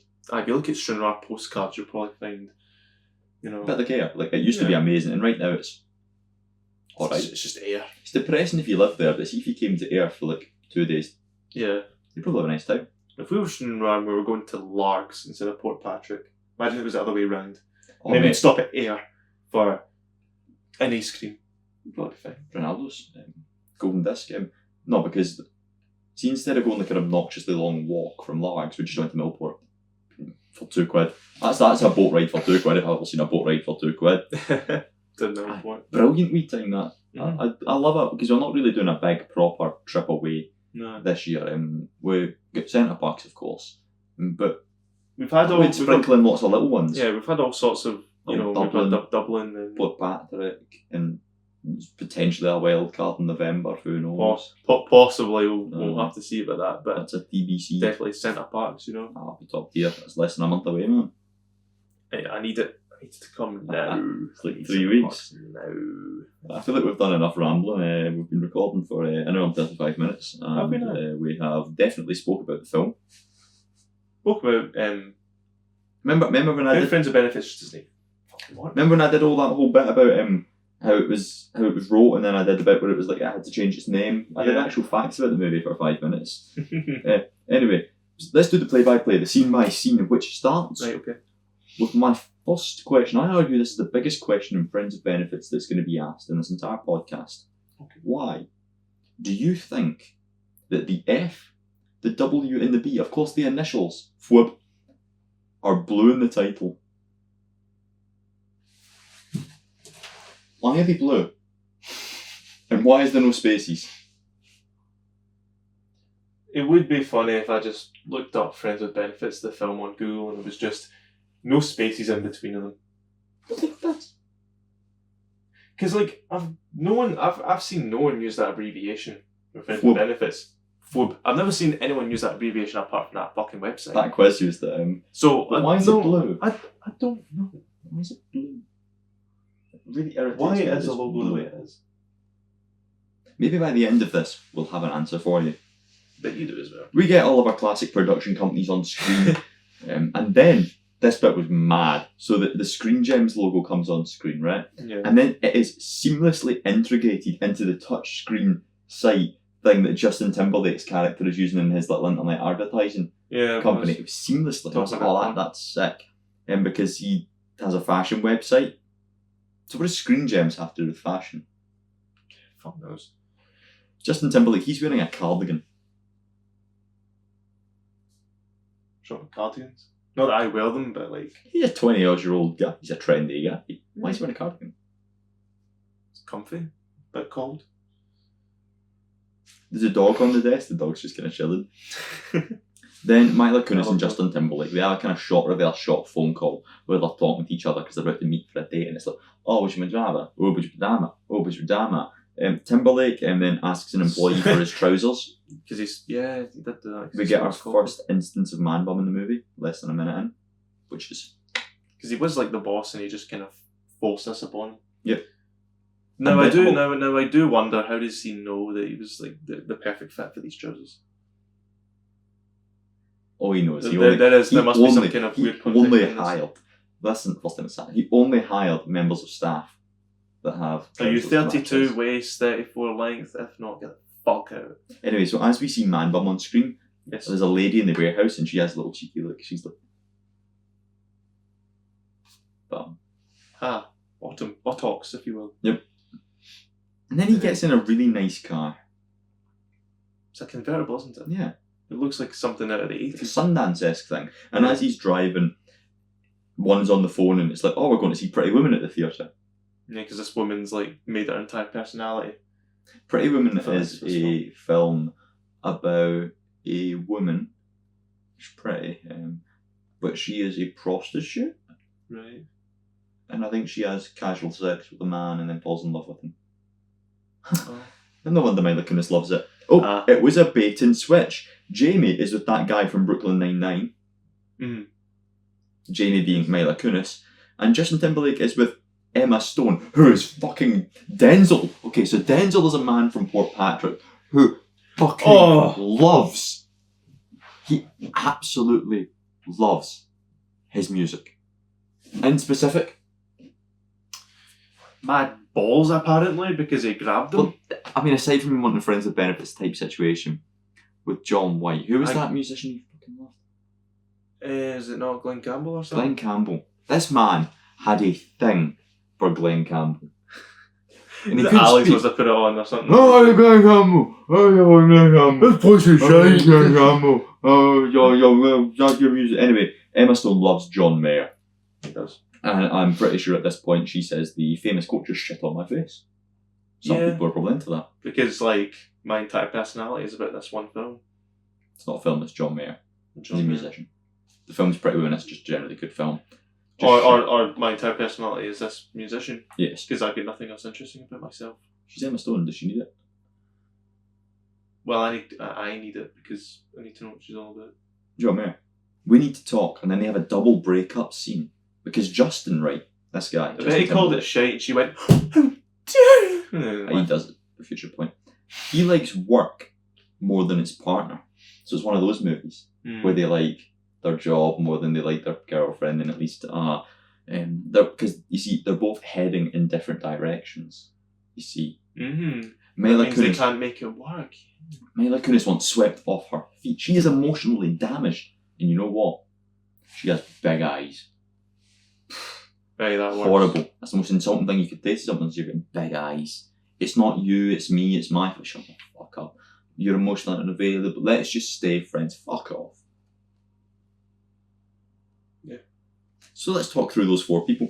We have Dylan Harper, played by Justin Timberlake, who's a not particularly well-regarded man at this moment in time. I can't think of a single Justin Timberlake song, if I'm being honest. Really doesn't look like... I mean, sure, that was 2011 the film came out, wasn't it? It didn't feel like 2011. But it does just look different. In 2002, he had Super Bowl controversy.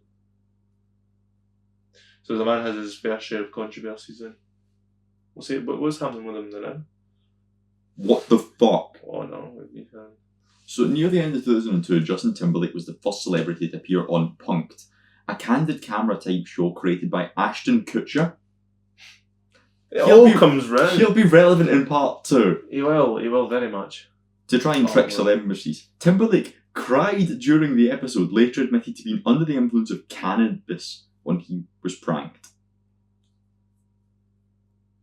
Timberlake in 2003 later spoofed Ashton Kutcher's Punk'd on Saturday Night Live. Wow. Jeez, oh well.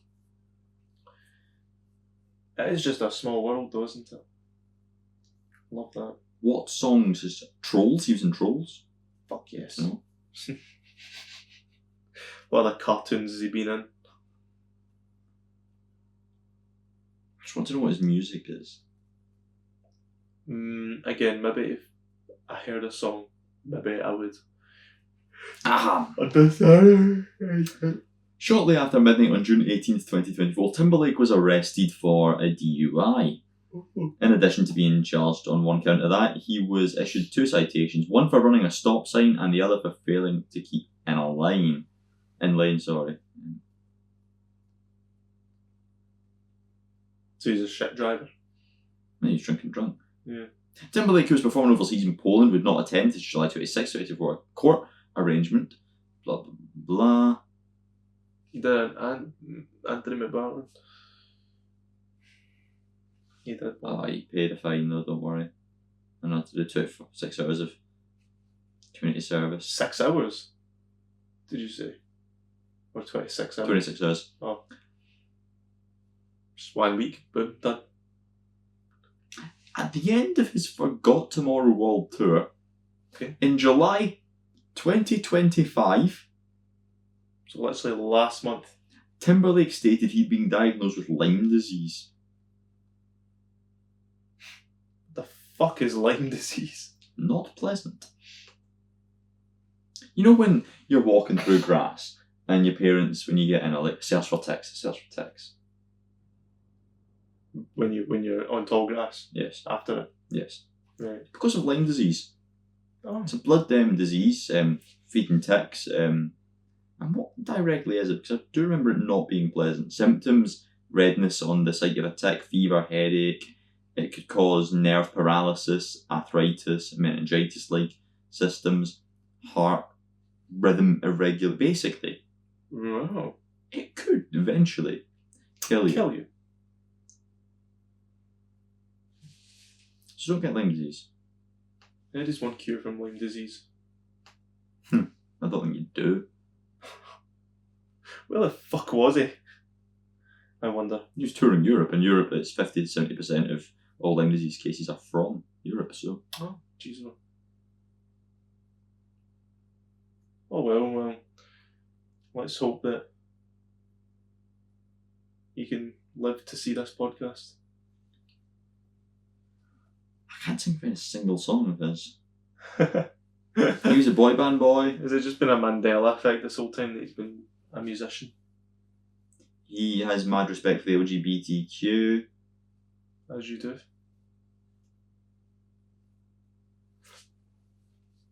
Did he get up to a controversy recently? Well, I mean, the drunk driving was in 2024. He's got Lyme disease now, but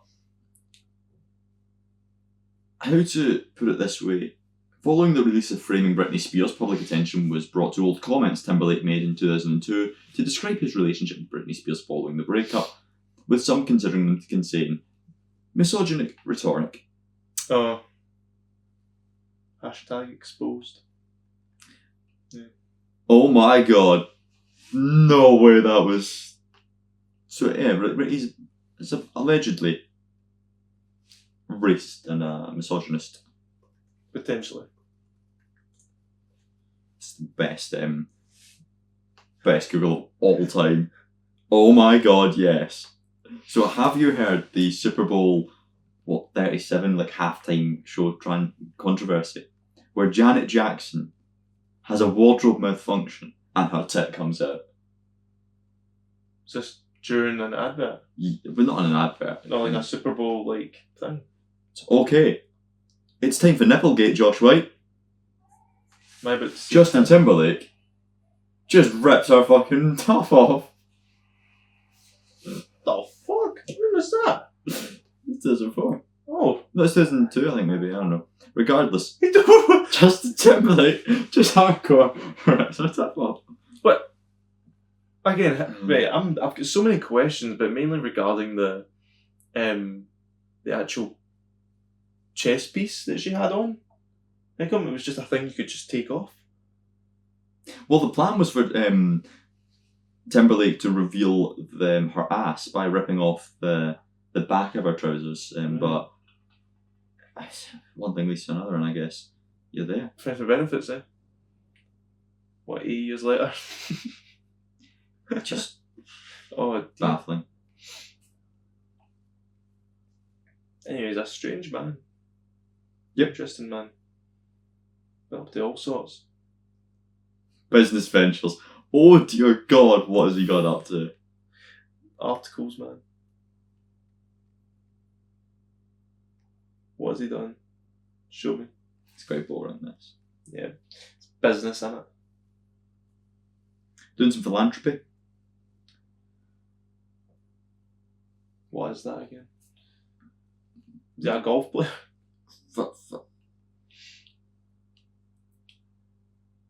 Philanthropy is when you like give money away. Oh, right. Oh, there we go. List of songs recorded by Justin Timberlake. That's what we wanted. Yes. Oh my God, he's got thousands. I'll consult YouTube for that. Should we get back to the topic of film? Right, there we go. Films he's in. He was in Bad Teacher in 2011. He was in... Oh my God, he was in In Time. In Time's a great movie. He also played Artie in Shrek the Third, by the way.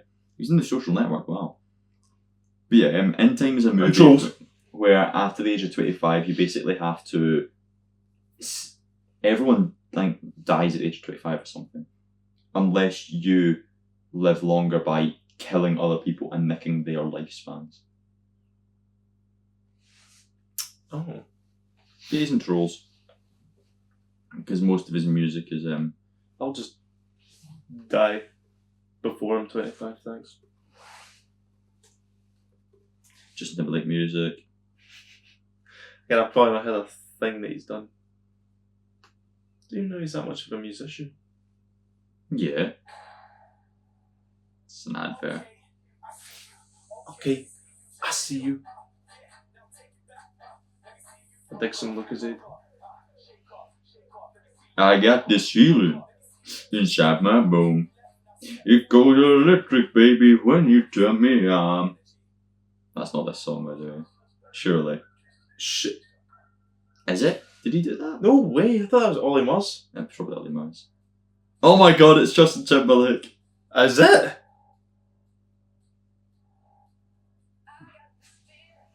Inside my bones. It goes electric, baby, when I turn it on. The city. No way. I thought Is that a cover of? That I swear that was an Ollie Muzz heritage. I swear to God. Who knows what's the difference? Anyway, he's got a song called Cry Me a River. Again, it's another case of show me the song and I'll probably know it. So, is he more of a musician than an actor, or is he more of an actor? Cry me a river. No, I've not heard this one. Cry me a river. Despite none of his tunes came on at bloody Friends with Benefits. Cry Me a River, Josh, right? The greatest comeback of all time, I'd argue. Anyway, Jamie Relis is played by Mila Kunis. Mila Kunis, who I think is quite cool. Has she had any mad controversies? I hope. Or she just squeaky clean. Because she is just... Born in Ukraine. Wouldn't have known that. It'll get warm.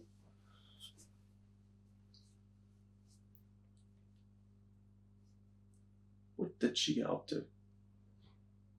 Just a lot of stuff. My God, it goes on and on. Right, personal life. Began dating actor Macaulay Culkin in 2002. And Justin Timberlake at this time was ripping a tit off. Yep. I like to have this in a timeline as to what they were doing at the time, as if they're together. Oh my god, she's got hectoromnormia and idarium. What? The condition where her eyes are different colours. One's brown, one's green. That's sick. Again, I don't know the repercussions of that. She got hacked in 2011. No. On September 14th, 2011. That's 5 days after the release of Friends with Benefits. She got hacked. It was also the day before my 6th birthday. It's pretty good. So, a lot was going down. Probably I probably got an early birthday present. She's a supporter of the Democratic Party. Lovely. It's good things to know. I just love that Wikipedia has this information though, because it's like, why do I care? Do I care that she supports that she's done this one thing in her life? In 2007, she was in a movie called After Sex. I just seen American Psycho 2. And yeah, so she plays Rachel Newman in American Psycho 2. One of the best movies ever made. So you're the main character then? Yes. Fuck. She, in the opening 2 minutes, kills Christian Bale's Patrick Bateman. She just kills him. She's like 5 and she kills him. And it's like, he's not a girl though. And we're like, yeah, you all-American bitch. She's in Date Night. She's in The Black Swan, which was her last movie role before Friends with Benefits. She shows up in Ted. She's in Bad Mums, The Spy Who Dumped Me, Wonder Park, Wake Up Dead Man's her new thing. She did some TV stuff, that 70s show. She's in Saints Row. Family Guy. Well, she is Meg Griffin. Is she? Yes. That's amazing. Mila Kunis is Meg Griffin. That's a revelation of my life. Oh. But Andy Samberg, that lad at the beginning, is Brooklyn Nine-Nine. That's all I know from him. SNL, non-surprisingly. He looks like a nerd. He was in Hotel Transylvania, Grown Ups 2. There's a whole bit of him being in Friends with Benefits for a minute. This man very quickly enters the Sandlerverse. But not only is he in the Sandlerverse, he's in the Spider-Verse. Oh, nice. It's a seamless transition. But most importantly, he's in Brooklyn Nine-Nine, right? Yeah. And then the most fun one of all is actual Oscar winner Emma Stone. And this is the one who makes this one artist her whole life. Loves John Mayer. Again, find another thing to make you stand out rather than... Why not John Mayer though? Again, any sort of negativity towards John Mayer would be a personal attack on her. And that's not how it should work. Oh my god. Right, so... Do you remember how Mila Kunis was dating Macaulay Culkin? Yes. Emma Stone dated her co-star Kieran Culkin. They dated the Culkins. Why are these movies all so intricately linked? She also dated Andrew Garfield for 4 years during the filming of The Amazing Spider-Man. Because she's Gwen Stacy. Wow, she has asthma. I'm gonna leave your house knowing this, knowing that Emma Stone's got asthma.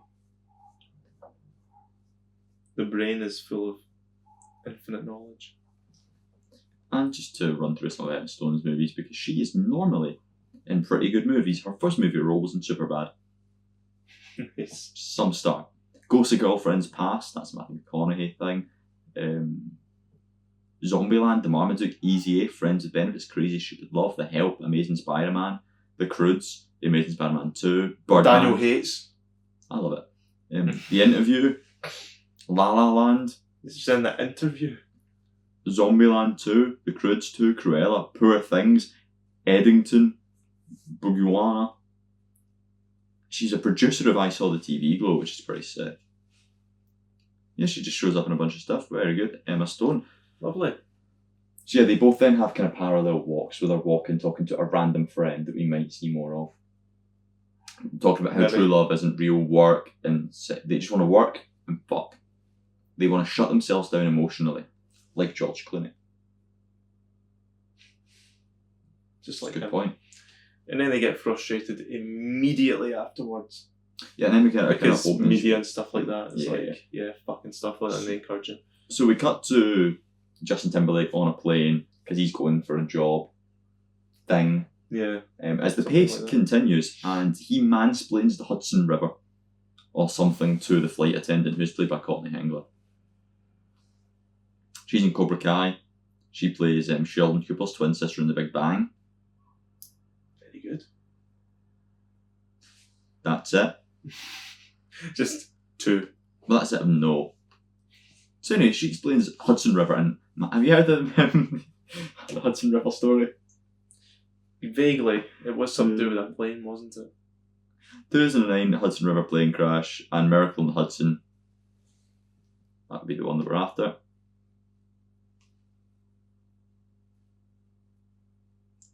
It's just like planes almost crashed and the pilot diverted them basically. Yeah. Because I can't be reading another Wikipedia article. We've got things to do today, like, work. They're like, rah.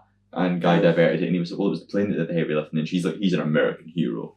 Anyway, Jamie, she's recruiting him for a job and she gets changed in the back of a taxi en route to meet him at the airport because how do you find yourself in that situation?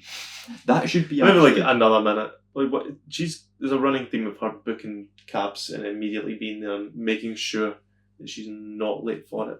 Yeah. Not that the cab driver can wait another minute. There's a whatchamacallit question for that quiz. You are a taxi driver and in the back she starts stripping. Do you look at the Eiffel Tower, the really tall one? There's only 2 answers. Are you a pervert or are you not a pervert? She acquires a sign and writes his name on it. Then it blows away, so she takes her shoes off and gets her feet out. Yeah. Yes, I kept tally of how many times she gets her feet out because she does it an abnormal amount. That's me just noticed that. What? The pink circle round her. She's got the fucking. What is that on her foot? She's got purple nail polish, right? Yes. Not looking too much at her feet, you creepy bastard. She acquires a I'm sign trying and to writes his name think- on I'm it, trying to blows think- away, gets her feet out. She then runs on the conveyor belt and hands out bags. And this is when they both pick up the sheet of paper with his name on it and they have a meet cute. They do. God, I hate meet cutes. I loved writing about the meat cutes during my Scott Pilgrim, was it? exam. Yeah. Yeah, I wrote about Scott Pilgrim's meet cute. What was Scott Pilgrim's meet cute again? I totally forgot. If I'm being completely honest, it was like two years ago. She like delivers a letter to him in his dream or something. No, the meat cute that I wrote about for the media was Heartstopper, Go teed. and it was something to do with like Hi. dropping the books or something. You mean when he drops something and then they both pick it up and look each other in the eyes and go hi? That's Meet Cute 101 right there. That's literally what it says on that, and paraphrasing. Jamie, she has good banter. She's got good patter. You'd get a good conversation out of Jamie. She's a she's witty. headhunter. Always Absolutely always snappy. on ball. And he's like, oh, is that what can I go down? And she's like, Mm. I'm going to change your life. I'm that girl. Oh, I get it. Good flirty banter between them for a bit. He gets an art director's job at GQ offer, and she's trying to get him it. His blog has 6 million views last month, which is a lot. Mm. And then Mila Kunis says that Cake Batter Boobs could get 8 million. But it's already been done. Shit. So basically we have our new section in the movie, which is LA versus New York. Because he's from LA, she's from New York. There's always some kind of tension between them, as in a New Yorker swears, and all the Californians are like, It's like Calvin and Canada. yeah. Justin doesn't want to shit the bed with the job. They talk about weather and it's fascinating. Justin, he doesn't really want the job. And she, right, okay, so she drinks herbal organic green tea. Mhm. She would really like Grow. I hate Grow. Went to Grow recently. Hate it. Why do you not like Grow? Carb only. Card only at Grow? It's carb only at Grow. They have shit selection of beer. What is it? Moretti, Wait, I didn't know Moretti. the beer in I believe Grow. it's Moretti or Peroni bottles, £3.30, £5. No thank you. They don't have Coke, they have organic Coke. Brits. The fuck is organic Coke? So Joey Grow is like the boss man, Right, yeah. and there's a big sign up in the place that says I heart Joey Grow. That's like you walking into my room and just seeing a big neon sign that says I love Ryan Robertson. Brave prick. I'll just go to Tim Hortons. Do they have I love Tim Hortons up? No, we just say that we love Tim Horton. Alright. We don't put a face on Tim Horton, but we love him. Because of the £1. Now £1.19 breakfast. Jeez, oh. Used to be £1 breakfast, even though it's not actually £1. It's some. It's like a your muffin or whatever you want, a hash brown, a drink, for like what £3 or something. I still don't really know why it's called the £1 breakfast. Ask Callum, but it's now the £1.19 breakfast, and it's annoying. But it's not £1.19. No. See, I don't get it. I think it's minimally £1.19 or something, but I don't actually know. Some kind of breakfast deal. She waited outside during the interviews and he leaves and immediately he got the offer, which expires at midnight. Mm-hmm. So she says, she's trying to live a Hollywood movie here, so she dramatically texts him for drama and she says, I'm not going to sell you on the job. Nah. I'm going to sell you on New York. And he's like, I've seen Seinfeld. And she's like, crap. So they go to the Brooklyn Bridge, and do you know what's next to the Brooklyn Bridge? A fucking outdoor bar. Hell yeah. Beer. So they have some drinks, and she offers him 3 closes. She says, flattery. That's one of them. Oh, I love you, you're the best. They take it or leave it. Or there's a sympathy, you know, I really need you to date this because my dad said something. She's seen so many rom-coms, it's one of those movies. She's desperate. She just wants a bit of fun.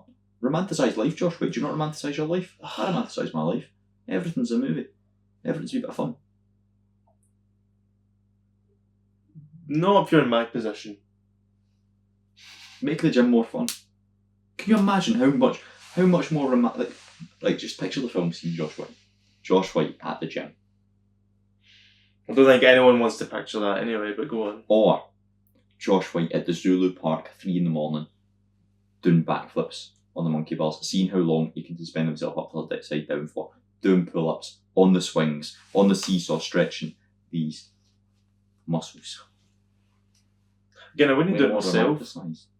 It's a bit more cinema. It's a bit more like, you know, I could put the Rocky. You know, like I could probably have that out there. Bit more cinematic. I don't know where the romance is coming from though, just to be honest. It's a romanticised view on life. It is. It really is. She's then Sean passes. That's Sean White to you. Fuck. They talk, and he's a skater. And then he just threatens Dylan, but he's just playing. Oh, that prick. You know who Sean White is, Josh White?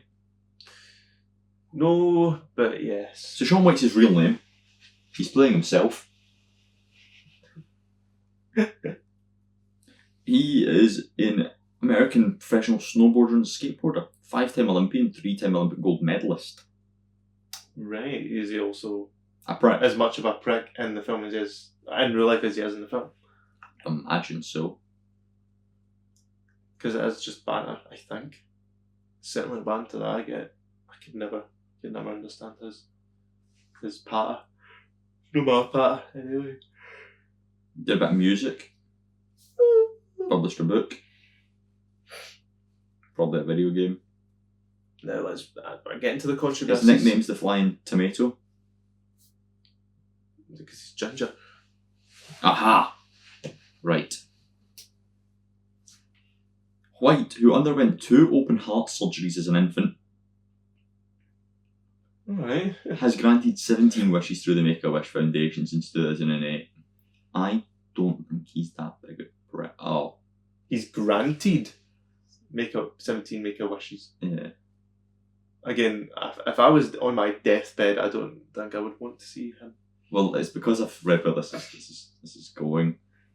Josh White. He has a nickname called Animal, a reference to the Muppet Show. On September 17, 2012, he was arrested in his hotel for public intoxication and vandalism. Of course. Anyway, What? let's just call the man a prick for a bit. Sexual harassment allegation. Celebrities try not to be a criminal/prick challenge impossible. In 2016, Bad Things drummer Lee's Wonder brought a lawsuit against him, claiming sexual harassment and a breach of contract. At a press conference following White's win at the Winter 2018 Olympics, he asked if he was concerned about the lawsuit and the settlement would tarnish his image. In replying, he referred to the incident as gossip, a response that created widespread condemnation for White whilst minimising sexual harassment. He later apologised for the choice of words, and I don't think he's been really seen since. So he is a prick. Yes. They sneak up to a rooftop viewpoint, like Spider-Man style. This is the place with no reception. Maybe. Yes. It's good view. I feel like It's like our greening. You know, This it's is like they're greening. this is a brilliant line, Josh, right? Because my next bullet point reads, "Where would your Spider-Man style spot be?" Obviously green. It literally says that in my next line. Yeah, if that takes the fun out of that question, though. I say we go for Kyle Centre car park. Again, can you still get in there? Because I've not been in there No. since like September 2019. It's been a very long time since I've been on that car park. I've been in the car park. I park my car there at the very bottom sometimes, even though you probably shouldn't because it's quite dull and dingy. Going up those stairs, sounds like good fun. We actually parked there one time a couple of weeks ago, and there was a couple of Neds, That was us back in the day, man. Yeah, but they were loud and That was us back in the day, man. throwing shit. That was us back in the day, man. Really? All we did was just walk and talk and... I'm sure Daniel and I were just room shit. I suppose, but they weren't like screaming their head off and like... Daniel sure as it was. He had a game where he'd shout into businesses the name of, the category of business. He'd just walk past a bookshop and go, "Books!" He'd walk past a hairdresser and go, "Hair!" It's not... Daniel's not a Ned though. That's some antisocial behaviour right now. It's because it's the Neds that's doing it. And then we saw the police as well. Like walking up and then walking back down. So... Chekhov's Dylan's dad is introduced and explained. He's like a famous writer person, and Jamie had Google, so she Googled him. She lies down with him and they look up at the stars, and then I wrote "Hi Billy." It's her thinking spot, her mountaintop. There's no cell reception. This is the first recruit person she's ever brought up here. Greening. They then power walk. They power walk literally to Times Square. Times Square does scare me though. It's like a forever. Like Times Square is forever.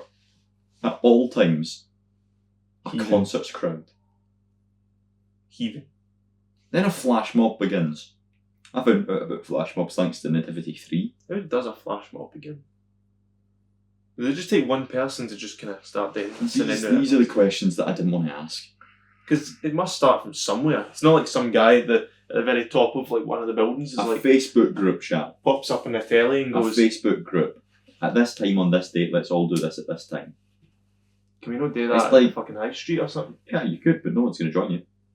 It's Times Square, it's America. It's a movie. But they kind of join in. Dylan says he takes the job. Jamie says everyone can leave. And then everyone immediately stops and gets on with their day after the dance because she pretended like she said it. I Yeah. thought it was quite funny. Anyway, then she calls him a sellout and says bye. Okay, so fucking Sully, right? Sully is not a hero.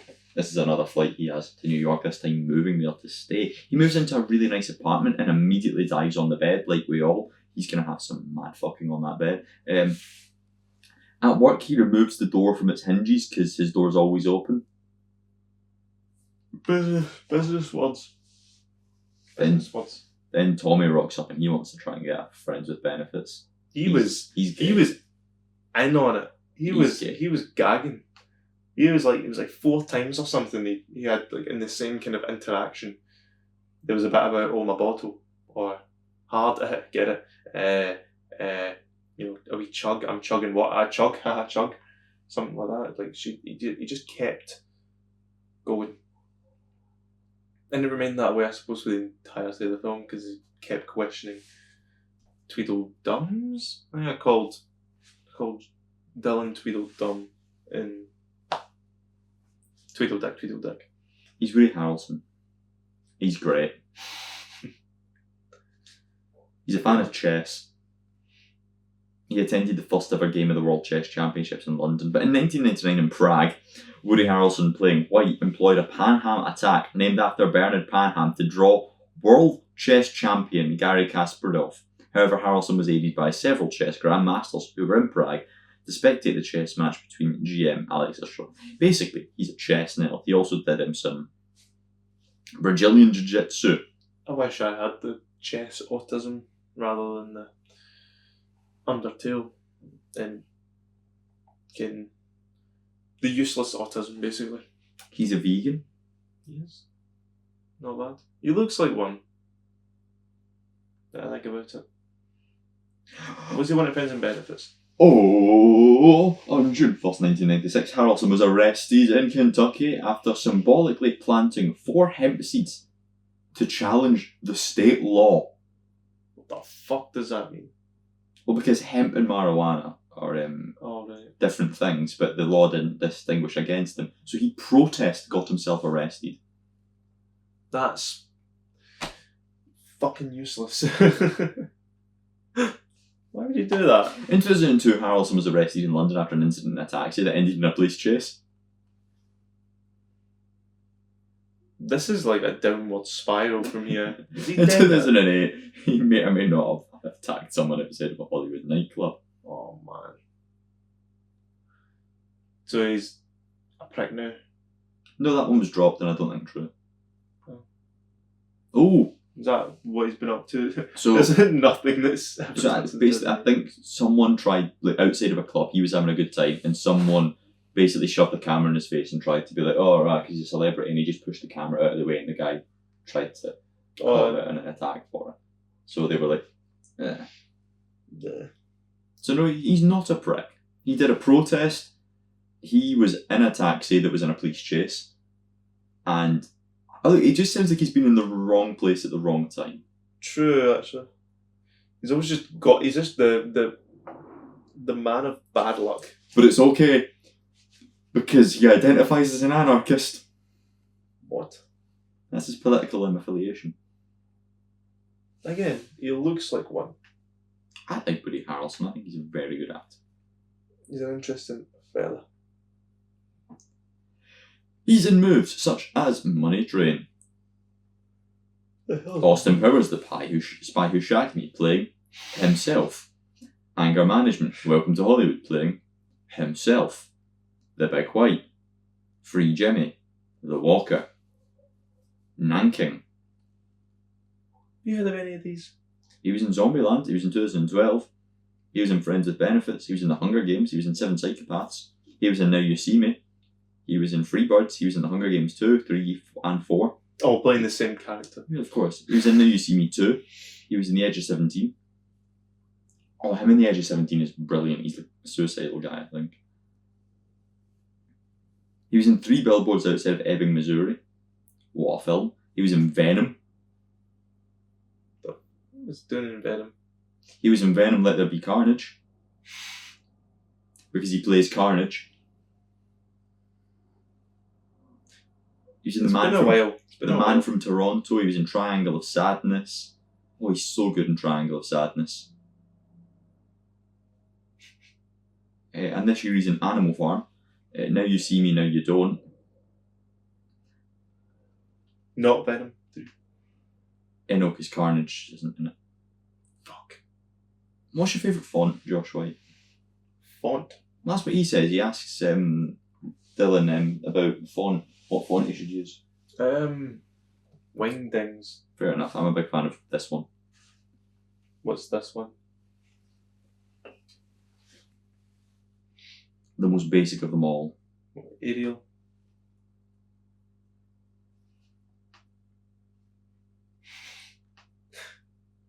Aptos Body. Aptos Body. I don't know what the default one is. Dylan then shows his flash mob advert idea to what's her face, Mila Kunis, and then he signs the contract. It's his first real commitment. He's asked by Jamie not to quit or get fired within a year, otherwise she doesn't get his bonus, and then he asks her as a friend to lunch. It's all had to be so specified. It's not like even at the very beginning, it was like, oh, do you want to go in? But they clearly have the hots for each other. But like, still, they had to just make it very apparent. It's like, oh, you made it that way. Do you know? I've watched this movie like 10 times. It's like you made it that situation by saying we're only friends, but we're only friends. Like you that was you could have not mentioned that and it would have been fine. But whatever. They go for lunch and Kayla calls him. They have a bond over being emotionally unavailable. The Blake Club unite, and then Jamie calls Kayla, and Kayla just shouts, "John fucking Mayer!" She really likes John fucking Mayer. Jamie invites Dylan to a house party the next night. Then when he arrives at the house party, they all boo his LA ass. They play the Wii. Not the Wii though. That's the Wii. No, it's not. Are you talking about the tennis game with the? Yeah. That's not the Wii. I'm sorry. What? But there's 3 consoles in the world, Josh White. Have you heard of the PlayStation Move? 4. There's 4 consoles in the world. Okay? So you've got an Xbox. Mm-hmm. You've got a PlayStation. Yes. You've got the Wii. Yes. And you've got the Nintendo. Yes. That's the 4 consoles. Okay. Everything else is just variations of them. Have you heard of? That's the PlayStation. Yeah, that's what they were using in the film. That's the Wii. No, it's the PlayStation Move. That is a Wii remote if I've ever seen a Wii remote. No, this is a Wii remote, bro. The only difference between these is going to be one's white and one's black. Guarantee it.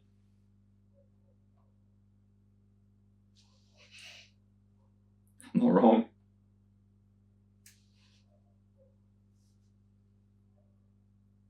See? That's black, to be fair. That's the same thing. It's not got that wee ball at the top. Aye, but that doesn't have nunchucks attached to it, you see. But that's playing the PlayStation Move, not the Wii. Do you play the PlayStation? No, I'm a Wii enjoyer myself. They play headbands, they drink, they draw on each other's faces. It's basically just a kid's gaff. I have a SpongeBob Wii remote. I had a Skylanders one. Just get the regular white one. She then airport picks up another guy and takes a selfie with the new GQ flash mob advert and sends it to him, probably on WhatsApp. Then there's another party. They look at street art of Martin Luther King or something. Jamie then faints and she gets funny pictures drawn in her face in UV light. Yeah. It's a creative montage right here. Dylan and Jamie watch and call out the tropes instead. It's already there, yeah. Dylan and Jamie watch and call out the tropes and stereotypes of rom-com movies whilst watching the not real Grand Central Station in the big finale. And it's just a big parallel everything at the end. So, Jamie wishes her life was a movie. They love it. They love it. She wishes her life was a movie. They could watch movies and drink beer. Horse carriage. Don't know what that no means. Then big. So it means it's a horse carriage? Yeah, because they watch movies on the couch and drink beer. That's like my dream. And then there's a horse and carriage at the end. The ambiguously upbeat pop song plays. Hey, ding, so ding, sister. Ding, ding, Hey, I'm the wrister. And then she asks, I just want to know what the movie after the movie is called. And Dylan says it's called Porn. And this leads to a lot of sex talk about guilt and emotions. And that's when it's that bit right there and Jamie gets her feet out again. I'm not joking. What beer are they drinking, is it? I did try and look into this, but I couldn't. See the word bitter or pit.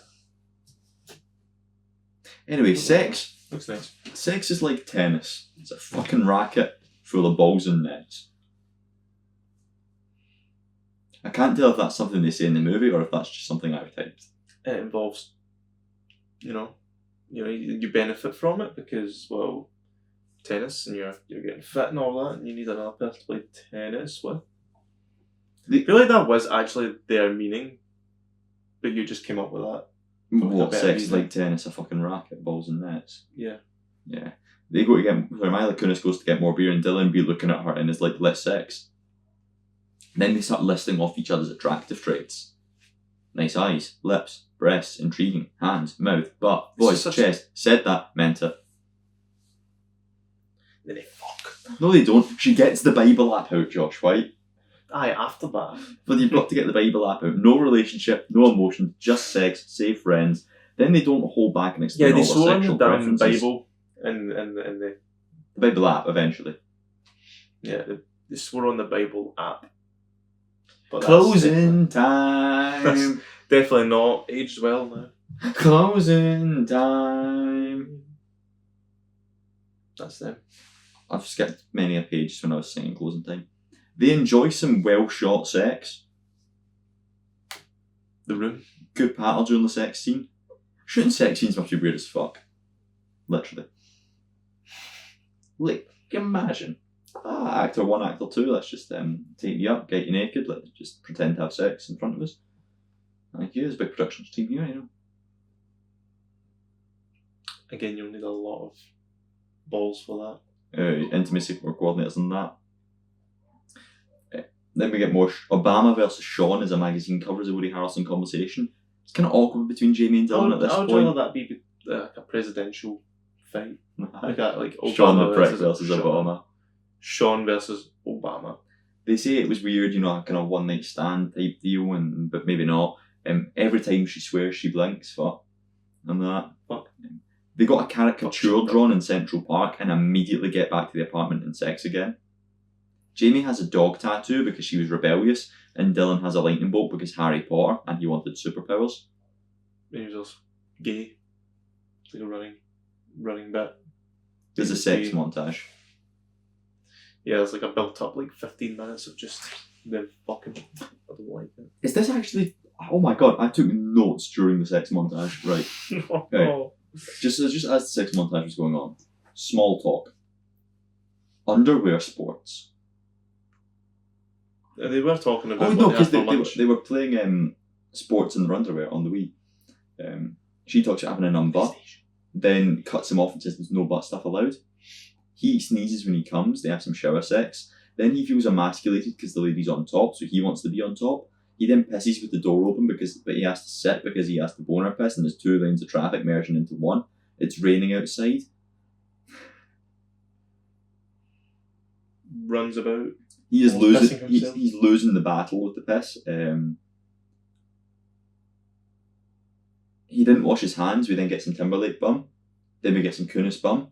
Then she's like, you haven't shaved up here, so I'm not going to shave down there because we just buddies, so it doesn't. Then Mum walks in. Jamie's mum walks in on them, and she isn't with her partner anymore because he was boring. She's in her 70s, and all she wants is sex. Mum's here for 2 weeks. And Jamie keeps hearing different things about her dad. That's a kind of running gag throughout the movie. That's Patricia Clarkson. What weird things can we learn about Patricia Clarkson?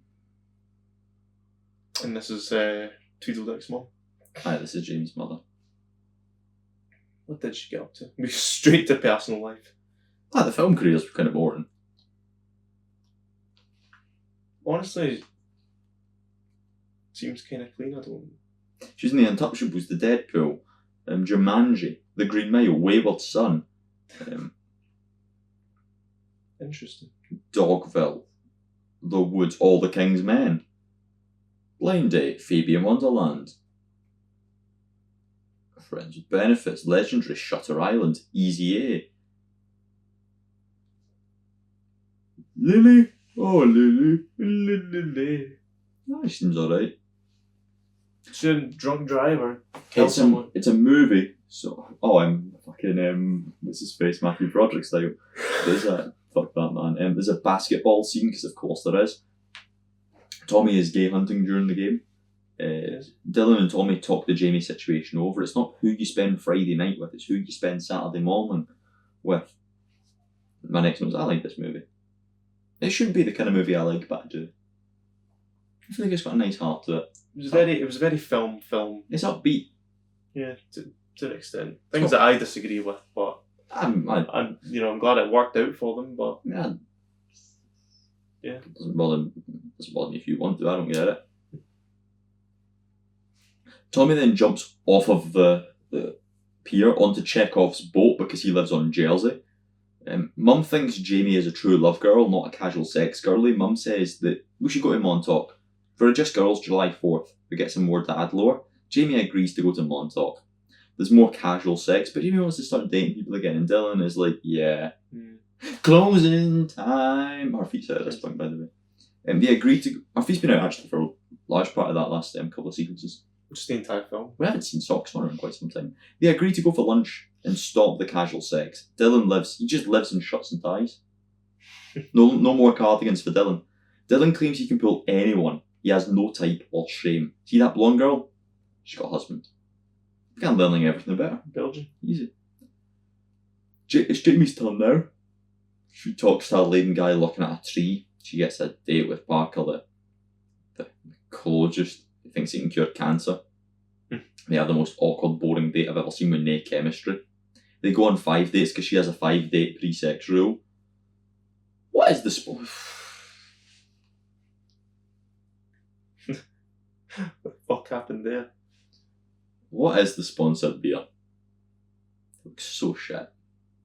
That looks crap. I would try it. I'll try it and tell you it was crap.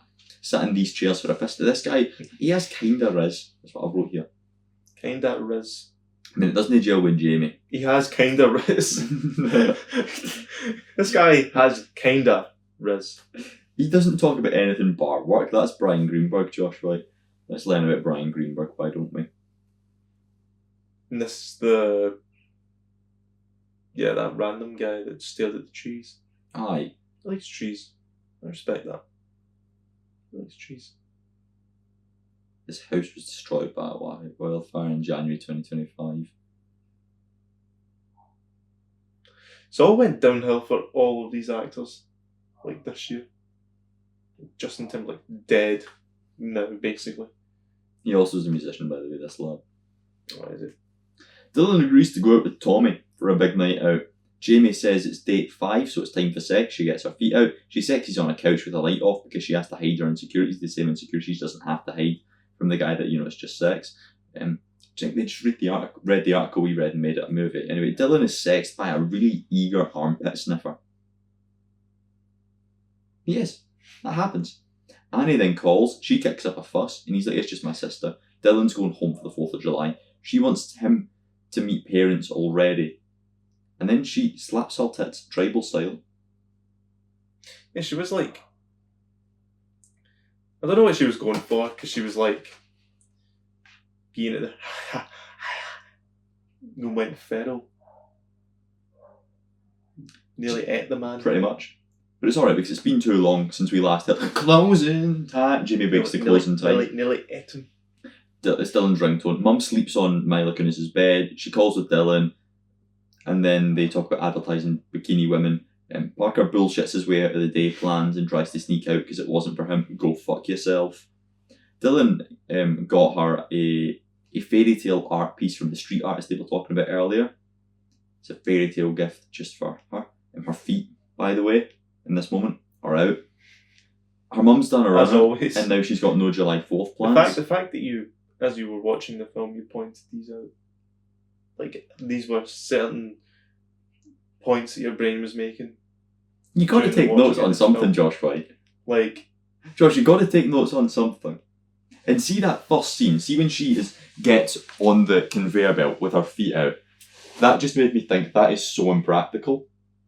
And then the next scene that she is in, she gets her feet out again. Like the first time I was drawn to it. The second time, I noticed it, and then the rest I was actively looking for it. You heard it here first, folks. What is July 4th, though? Does the whole world in America just stop? Does no one work? Kaiser Chiefs. Ruby. Of course. It's only July 4th. Entertainment you can ask for. Yeah, I don't know what happens. Dylan gets her to come to LA. There's an LA B-roll montage. There's a plane scene, and you know what that means. We mansplained the Hudson River. Anyway, they arrive at Dylan's normal house. Normal house, totally. That's a very nice view. She meets Sam the Magnificent, and he does some magic and sets himself on fire. Scalds himself as well. We meet Annie and Dad. So which one of these characters would you like to learn about? Would you like to learn about Dad, Matt, the kid, or the sister? I'd like to know what the kid is doing there. Let's see. He's in Modern Family as Luke Dunphy. Oh, right, okay. Is he a drug addict? It's a bold question. Well, that's kind of what usually the child actors, child celebrities get up to nowadays, you know. It's been like 14 years since this film. No, like most people, he's in music, into the music industry. Oh. He's just Modern Family. But Richard Dale Jenkins, that's where it gets good. He's a theatre man. He's a film man. With Flirting with a Disaster. Is he in Modern Family? I think so. No, I don't think so. No. I'm thinking of a different guy. Oh, you think of Al Bundy? Yeah. To be fair, I mean, old balding guy, who's, I guess, alright. Sounds like him. What the hell happened there? The Visitor must have been good. White House Down. What do you think his last movie role was? F with John Krasinski. He was in Nightmare Alley. Oh, that's poor for this lad. Oof. He was in Dahmer, a monster, that pish. Richard Jenkins, generally quite good actor. He seems to not have killed someone. He's age 78 right now. And Jenna Elfman. What's your fun fact that I can say?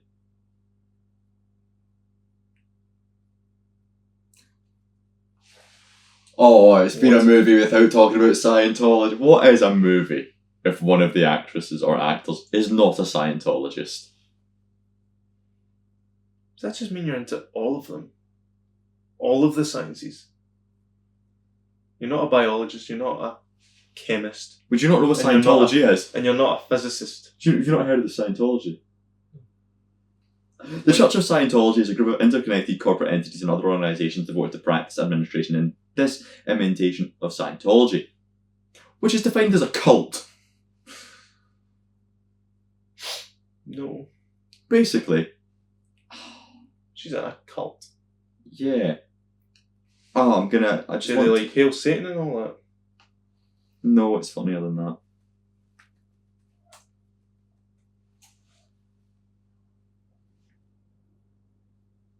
Please tell me they do. We'll go for what is Scientology, Dummies edition. Heaven's Gate. Pretty much. Scientology is a set of religious beliefs created by science fiction writer L. Ron Hubbard. Okay? Right, okay. What do Scientologists believe? Scientologists believe that people are immortal alien beings called Thetans who have forgotten their true nature and are trapped on Earth in a human body. Scientologists believe that each Thetan has numerous past lives both on Earth and in our physical bodies on other planets. Scientologists also believe that by undergoing a series of classes and teachings, people can be free from their human form and reclaim their true selves. So this is what Annie is. Yes. She thinks she's an alien. Yes. What the fuck? Nice. It's not the fun bit. The fun bit is all of the controversies. Of course. Because there are lots. But also funnier is the amount of members of this. Surely there's definitely in the thousands. If There's a big building dedicated to it. If you kill the time whilst I am find I'm more curious about the Scientology, like Heaven's Gate kind of shit. Have they got a whole headquarters for them or something? Have they got branches? They've got bases in every fucking state, Josh. What the fuck? Aha, membership statistics. Right, let's go. In 2008, there were 25,000 Scientologists in the US. Go on. How many were there in 2011? 50,000, maybe. Ah, it doesn't say. Does it not? No. Not even a rough idea? 3,000 in Sweden. Any in the UK? Is this like a global cult?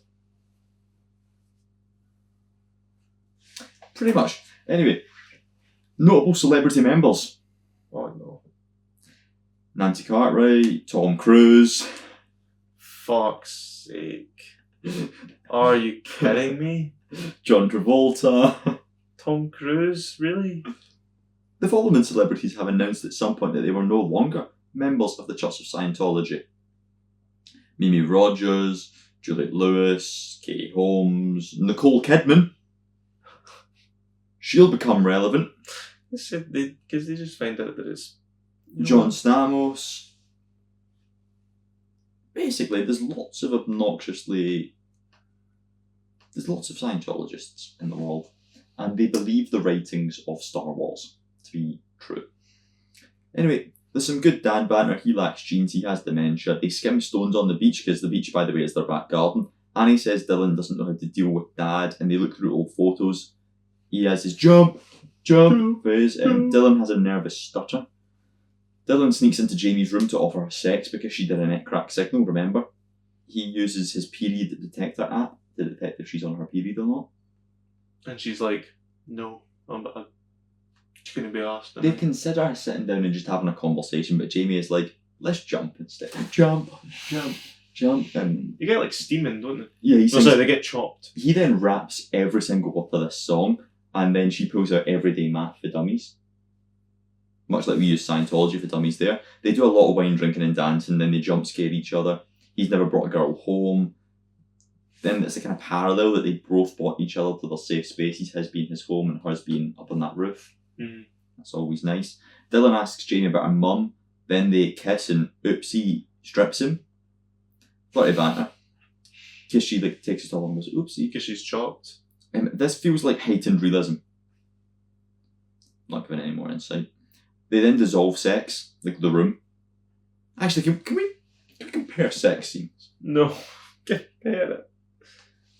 The room sex scene. Do you remember the sex scene at Dylan's? Yeah, it was a bit more of a passionate one. Like an actual romantic one. Because they were like holding hands and stuff. Or was that the other one? No, it was with Dylan. It was the one that they were both just holding hands and cuddling and all that stuff. They were happy about that. Why are you making me go through this? Do you know what he's going to put me through? Yeah, you're going to have to go in the full film for this one. It's okay, I know the timestamp. Yeah, because it's basically, they have really nice passionate sex whilst it dissolves between them looking from their eyes to their eyes. And it reminded me of exactly how the Room one was shot, except the Room is a fucking monstrosity. Well, it wasn't as good in the Room, was it? Room's not good.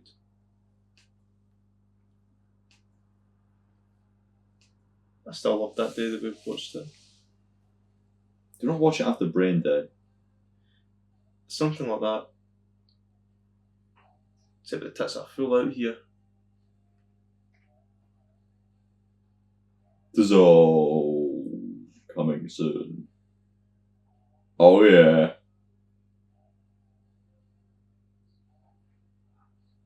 Oh yeah. Maybe a scene for scene, shot for shot recreation of the sex scene from the Room.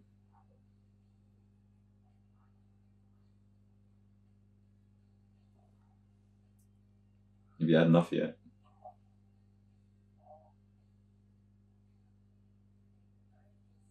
I'm trying to hear Tommy Wiseau's Closing time.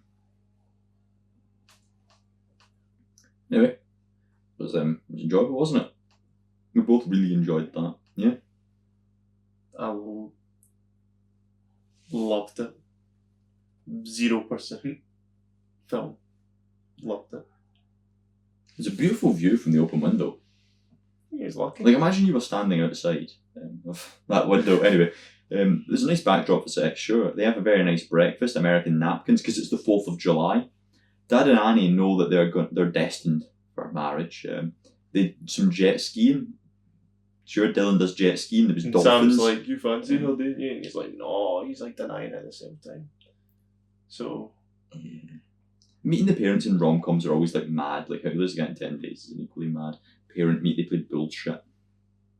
Always seems to come round into the final moments, actually. Anyway, there's a nice dinner as they bicker like an old married couple. Dad says, get her jewellery. Women love jewellery. Mum's not there because she isn't with him anymore and he can't remember that. The best rom-coms have dad subplots. Like About Time has a dad subplot. And this one's just a sad one. Like About Time. They do the classic, come to the Hollywood sign. Dylan's thinking spot is the Hollywood sign. Jamie gets him to climb the fence as he struggles with some maths. They sit in the first O of the OG Hollywood. Anyway, Dylan is embarrassed by his pantless dad. It's a beautiful view. They both have shitty family lives for different reasons. You know, one's got mum problems, one's got daddy problems. They struggle to talk about them. A helicopter comes in, she jumps, he can't, and is airlifted out and is shown on the news, which becomes a family TV watch party.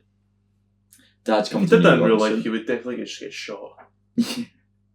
Like, It's alright, it's a movie. Closing time. you wouldn't even get the police, like, going on the helicopter and be like, what the fuck are you doing? Get out of there. They would just, like, shoot you. Yeah. Probably. Annie grills him on his feelings for Jamie, who's in the Saw and a Half box. He says the wrong things despite all the positives about her. The Tenants analogy comes back. He says she's too fucked up and damaged. Magnum PI couldn't solve the shit going on in her head, which is how you cross a line. Jamie immediately leaves at dinner because she has work and refused any assistance from Dylan. Also, it's the 3rd of July today. The 4th is tomorrow. Jamie has gone home. She ignores Dylan's text. Dylan goes back to work and we just completely skip the 4th of July. What the fuck happened on the 4th of July? That's what we've been building to. Imagine all that, the rest of the film happened on the 4th of July. That would have been neat. Why would that be important? Because it's the biggest day in American history. They're But we're not kissing in gonna the show. fireworks and then a horse carriage after it. I just skipped it. Yeah. Mum texts, hi Jamie. She ignores Dylan's call. She plays the Wii with her mum, who can't really do it because she has alcohol. And is that Jamie playing the Wii barefoot? Anyway, the tally is at like 10. 10 scenes, by the way. Jamie is offered the position to get a massive opportunity for Dylan, but she declines it. He calls, there's no service, that means she's at the signaller's spot. Jamie says she heard what he said, basically, and he is like, fuck. And then they talk about and they yell about everything that's happened. He's like, fuck. And I was sad the first time I watched it. I don't like these parts of movies. What, just the fallout bit? Yeah, I'm like, but why? Like, I know it's going to happen. And then I know they're going to get it's back gonna be fine. together. So, like, can we just Skip. be happy the entire time? It'd be quite nice. I'm rooting for these people. I don't need this pointless fallout. Jamie walks home crying with her eyes. Dylan watches the New York With rom-com. their eyes. Definitely filmed in New York. Jamie goes Dylan hunting because if he takes the job, it looks bad on her. Tommy has a photo shoot for a sports planned and they all have to be naked where they hide their bits with sports items. Dylan oversees this. Jamie and he meet to talk. Oh, and there's a bit of ADR here, right? So we cut to a back shot of Dylan and then we get, and then when the sex stopped, added in additional dialogue recordings, was great. Then they both opened up to each other so much. I'm skipping over the bit of the movie I don't like, which is the down bit. I like the happy bits. Boys Don't Cry cover plays as Dylan drinks a beer, reads the note from day one that Jamie wrote him. Dad's landing tomorrow, he talks with Annie on the phone. Jamie talks with her mum. Jamie lives in fear of basically repeating her mum's mistakes. Her mum only thought that Jamie's dad was worthwhile. She kind of doesn't remember him, but could be a coping mechanism and could be from coping mechanism. I can't remember. Jamie is looking for her Prince Charming horse carriage. Right. This is a really good bit of the movie, actually. So see as they're sat on this bench having this conversation with the Prince Charmings and that, Jamie goes, I'm looking for my Prince Charming, my horse carriage. In the background, a horse and carriage passes. I thought I was sick. Yeah. Because they either did that solo effortly in the background that you wouldn't notice unless you were looking for it, or that was just luck. Anyway, then Mum says her Prince Charming is Jamie. Dad's then wheelchaired in at the airport, and then the two scenes with these parents, they parallel each other, but they're both very, very nice for the characters. Dad also talks about how easy planes are to fly because fucking Hudson River, man. Did nothing. They queue for ages and are not allowed a seat because bullshit, so Dad just takes one. Fuck yeah. Average man thing talking about planes for 3 minutes. It's got to. He removes his trousers, people look weirded out. He says, "You're going to join me?" So Dylan looks around, takes his jeans off. He asks for steaks. Dad then talks about Dee, a girl he met once, the love of his life. He lost her over something dumb. Never got over it. He was too proud to tell her how he felt. Life is short. You can't waste a minute of it. Go get the girl, Dylan. We love Jamie. I'm so conflicted now. This dad has made me question a lot of things. He's got dementia. Yeah, I know, but yeah, very thought-provoking. He's a that's why we love the dad character in About Time and the dad character in Friends with Benefits. They're the best characters. It makes me think existentially, Get back to Portpatrick, get yourself on a rock. If you think there's even a chance you can fix it, you risk it. Dad pretends he forgot who Annie was just as a bit lol. He's going dumb, but he's not seen it. Dylan and Dad bump into Sean leaving the airport, and then Dylan and Dad embarrass Sean. The traffic from the airport is bad, which is when Chekhov's boat is acquired, just because it's cool, I guess. It's just there. And America. It's stuck in the traffic. But also, remember, from earlier on in the movie, Dad had to sell his boat because of his dementia, and now he's on a boat. Dad loves boats. Dad's got the best arc in this movie. Gets a boat. Dylan keeps phoning up so many favours. And then Dave from across the hall, he's babysitting Dad. Jamie is venturing Central Station on phone to Mum. She hears jump as a flash mob begins. Mum says, "Sorry, I'm not there." It's a bait and switch, much like the beginning of the movie. It's Dylan on the stairs right across from her. Close and from the flash mob kicks in. Semisonic. It's not from Third Eye Blind, it's Semisonic. That's the name of the band. That's mental. He spent the entire movie thinking it was Third Eye Blind. Dylan has given her the movie scene in the real station with the song. This is the ultimate apology. Then he does his apology monologue. You would read all this on, right? It's closing time by the band Semisonic. It's not Third Eye Blind. Can you believe that? No. Not the song, this. You said you wanted your life to be like a movie. Sorry, I had to use the real grand station instead of the fake one. Listen, Jamie. This is their shouting across the... I'm having trouble hearing you. Yeah, I didn't really think this through. I guess in the movies, the guy pours his heart out and they put the music in later. What? I messed up. I was scared. Look at what happened with my mum and my dad. Of course I was scared, so I ruined it. Everything that happens in the day, all I can think to myself is I can't wait to tell Jamie about this. When I see someone cussing, all I picture is you blinking. And when I hear a kid being cured of cancer, I pray it's not by that douchebag tree-hugging fucking doctor who ran out on you. I mean, cancer being cured is awesome, but, I wish someone else did it. Come on. Hey, I missed you. It's an amazing monologue. It's the guy shit-talking another guy. He gets down on one knee. Will you be my best friend again? Lame Prince Charming shit. He can live with no sex, but he wants his friend back because he's in love with her. And she says, on one condition. Kiss me. They kiss. I love it. You can all go home now. Literally, because he did set this one up. That's a callback. How do you organise a flashback? The question you asked earlier. Turns out I did ask that question at some point in the answer to Facebook group, surely. What happens after the kiss, though? Because we're about to get the answer. It's porn. Fucked. Yeah, so he didn't get her a horse and carriage because horses are generally quite scary. They have a first date, but yeah, they're not going to wait for Jamie's 5-date rule. Fuck it, skip to sex. They did just spill everything. They just destroyed everything on the table. Table sex is mad. At Central, I think the place is literally called Central Bar, by the way.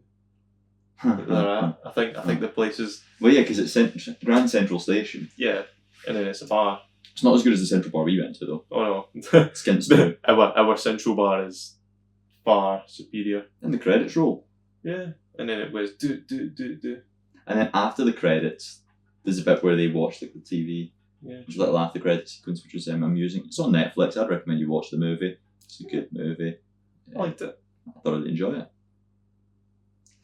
So many questions, though. So many debates about Friends with Benefits. CCs. That was a good movie. Loved answering those questions. It was good. Yeah, that was my last slide. It was just thoughts. Normally I have a preamble of after the movie. But what happens after the credits? I suppose it's porn. They did answer the question, so I didn't question it after that. Yeah. He did. That is your answer. All the questions we had, they answered. sex addicts. Oh, And it shows that friends with benefits doesn't work. Exactly. Why friend with So don't benefits when you fucking could friends. just be sex buddies? Just get a girlfriend or something. I don't know. Well, they Someone- did. They're They shipped- did, they're exactly. shipped- They're shipped to be married. This is proof that it doesn't work. So Well, and have you any closing time thoughts on this movie? it's good. I thoroughly enjoyed it. Like But the question it's is, a lovely rom-com though. is it better or worse than next month's episode? Because part 2 to this little weird delve into Ryan and Josh trying to understand friends with benefits will be next month. When we look at No Strings Attached, should we conclude this with a summary of No Strings Attached, Josh? I think we should. A little teaser. Basically, there's a reason why there's a part 2 to all this. You know. I think we gave a little hint earlier. Oh my god, let me see the No Strings Attached is a 2011 American romantic comedy film. Sounds well, right? Directed and co-produced by Ivan Reitman, starring Natalie Portman, name we've heard today, and Ashton Kutcher, name we've heard today. The film is about two friends who decide to make a pact to have a no strings attached relationship without falling in love with each other. Yes. Stop me. Oh, ho, ho, stop. Can I? Oh, Stop me I saw blue. if you think that you have heard this one I saw blue. before. I did see blue in the logo. I saw blue. See, fuck. Same blue.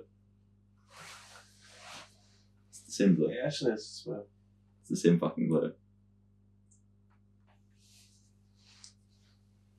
And on that note, strings and yeah. And on that note, we have been the RRR podcast. Recall, review, ramble. It was more of a ramble recall then review today. Yeah, absolutely. It was a good little structure that. Because All over the joint. And it all had payoffs and comebacks. exactly, Portpatrick, Craig Tara, Tennis. Shaggin. That quiz was insane. Especially because when it was wrong. Yeah. the The best one. actual. Oh, that wasn't the quiz I was talking about. I was talking about the quiz where I learned a lot about the fact that I'm 2% more likely to have a friends with benefits type relationship than you. Yeah, that. True. It's true. Despite literally having a ring on it. In the wrong finger.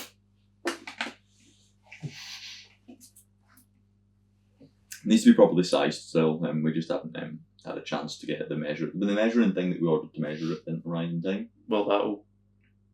Well, even with the rings I had, To I go on wore this on that one. I didn't wear it on that one because like that one's waiting for that one. Yes. Waiting for the moment for that one. This is a promise ring, so it goes on this one. Well, But as for now, it doesn't fit. I had my little on any spinny other ring finger that I other had than my this index finger for a wee while, and then I don't know where it went. Fair enough. So I take a weekly trip to Om just to see if I've got it back. And then if they do have it back, I'll buy it. But obviously not right now. So I'm empty and lonely. As in the rings. I was going to say, do you want a friend? No, as in the rings. As in 'Cause I was my going to fingers are lonely. There's no rings. You know, long after Tam's ring and all that. Up the arse, up the arse. It's a sex thing. Dee, can you do the thing that Jack did with that ring? Dee. No, I Oh, can't. why? Well, look at the size of it. It's just a ring. Big ring. Yeah, but it's not. I'm not talented with my friends with benefits. You going to Presswick tonight? No, No, you're not. Oh, no. I'm up to 10 and I'm going to rounds. Oh, fair enough. Well, enjoy. Enjoy Presswood if you're going. Well, after work, I'll probably just drive, Yeah, no. you know, because that's the point. But what if you and your friend aren't getting action in the club? Would you A, No. pull one off and The quiz. rip it off and have a quickie? The quiz Would you quiz be- is making me answer these questions Would you tonight. B, pull it off and have a quickie? Would you C, rip it off and have a quickie? I still can't go with that. Fucking hell. Not like gently, like Sexily unfastened shit. spent time in our house and then No, you're not unclipping that bra. That bra's getting... Josh White does not wear a bra, do you? Time will tell. Second the button comes off. What button? You're out of frame now. Exactly. Because you did this to me. I need you in frame to say bye to the peoples. All I did Now you pulled me closer. I pulled me into you there. Yes, so next month we'll be doing No Strings Attached. Yes. A movie that is literally going to be the exact same as this one, but because this one had so much ramble, I can guarantee you it'll be a different listen. Enjoy the rest of your day, folks. It's been an absolute joy sitting here with Josh White talking absolute crap for 3 hours. Is that how long it's been? Yes. It's time to go to work. Literally. Oh, and our so we have a Sandlerverse kind of end tag bit that we do, and I think that our kind of end bit, our final sentence for this, to always reference episode 1 should be "Let's go." It's a Mario thing. Let's go. Let's go. Let's go. Right. Not let's go. I'm not an Italian plumber. I am no either, and I still got it. What does a Scottish plumber say? Any chance you're a cuppa?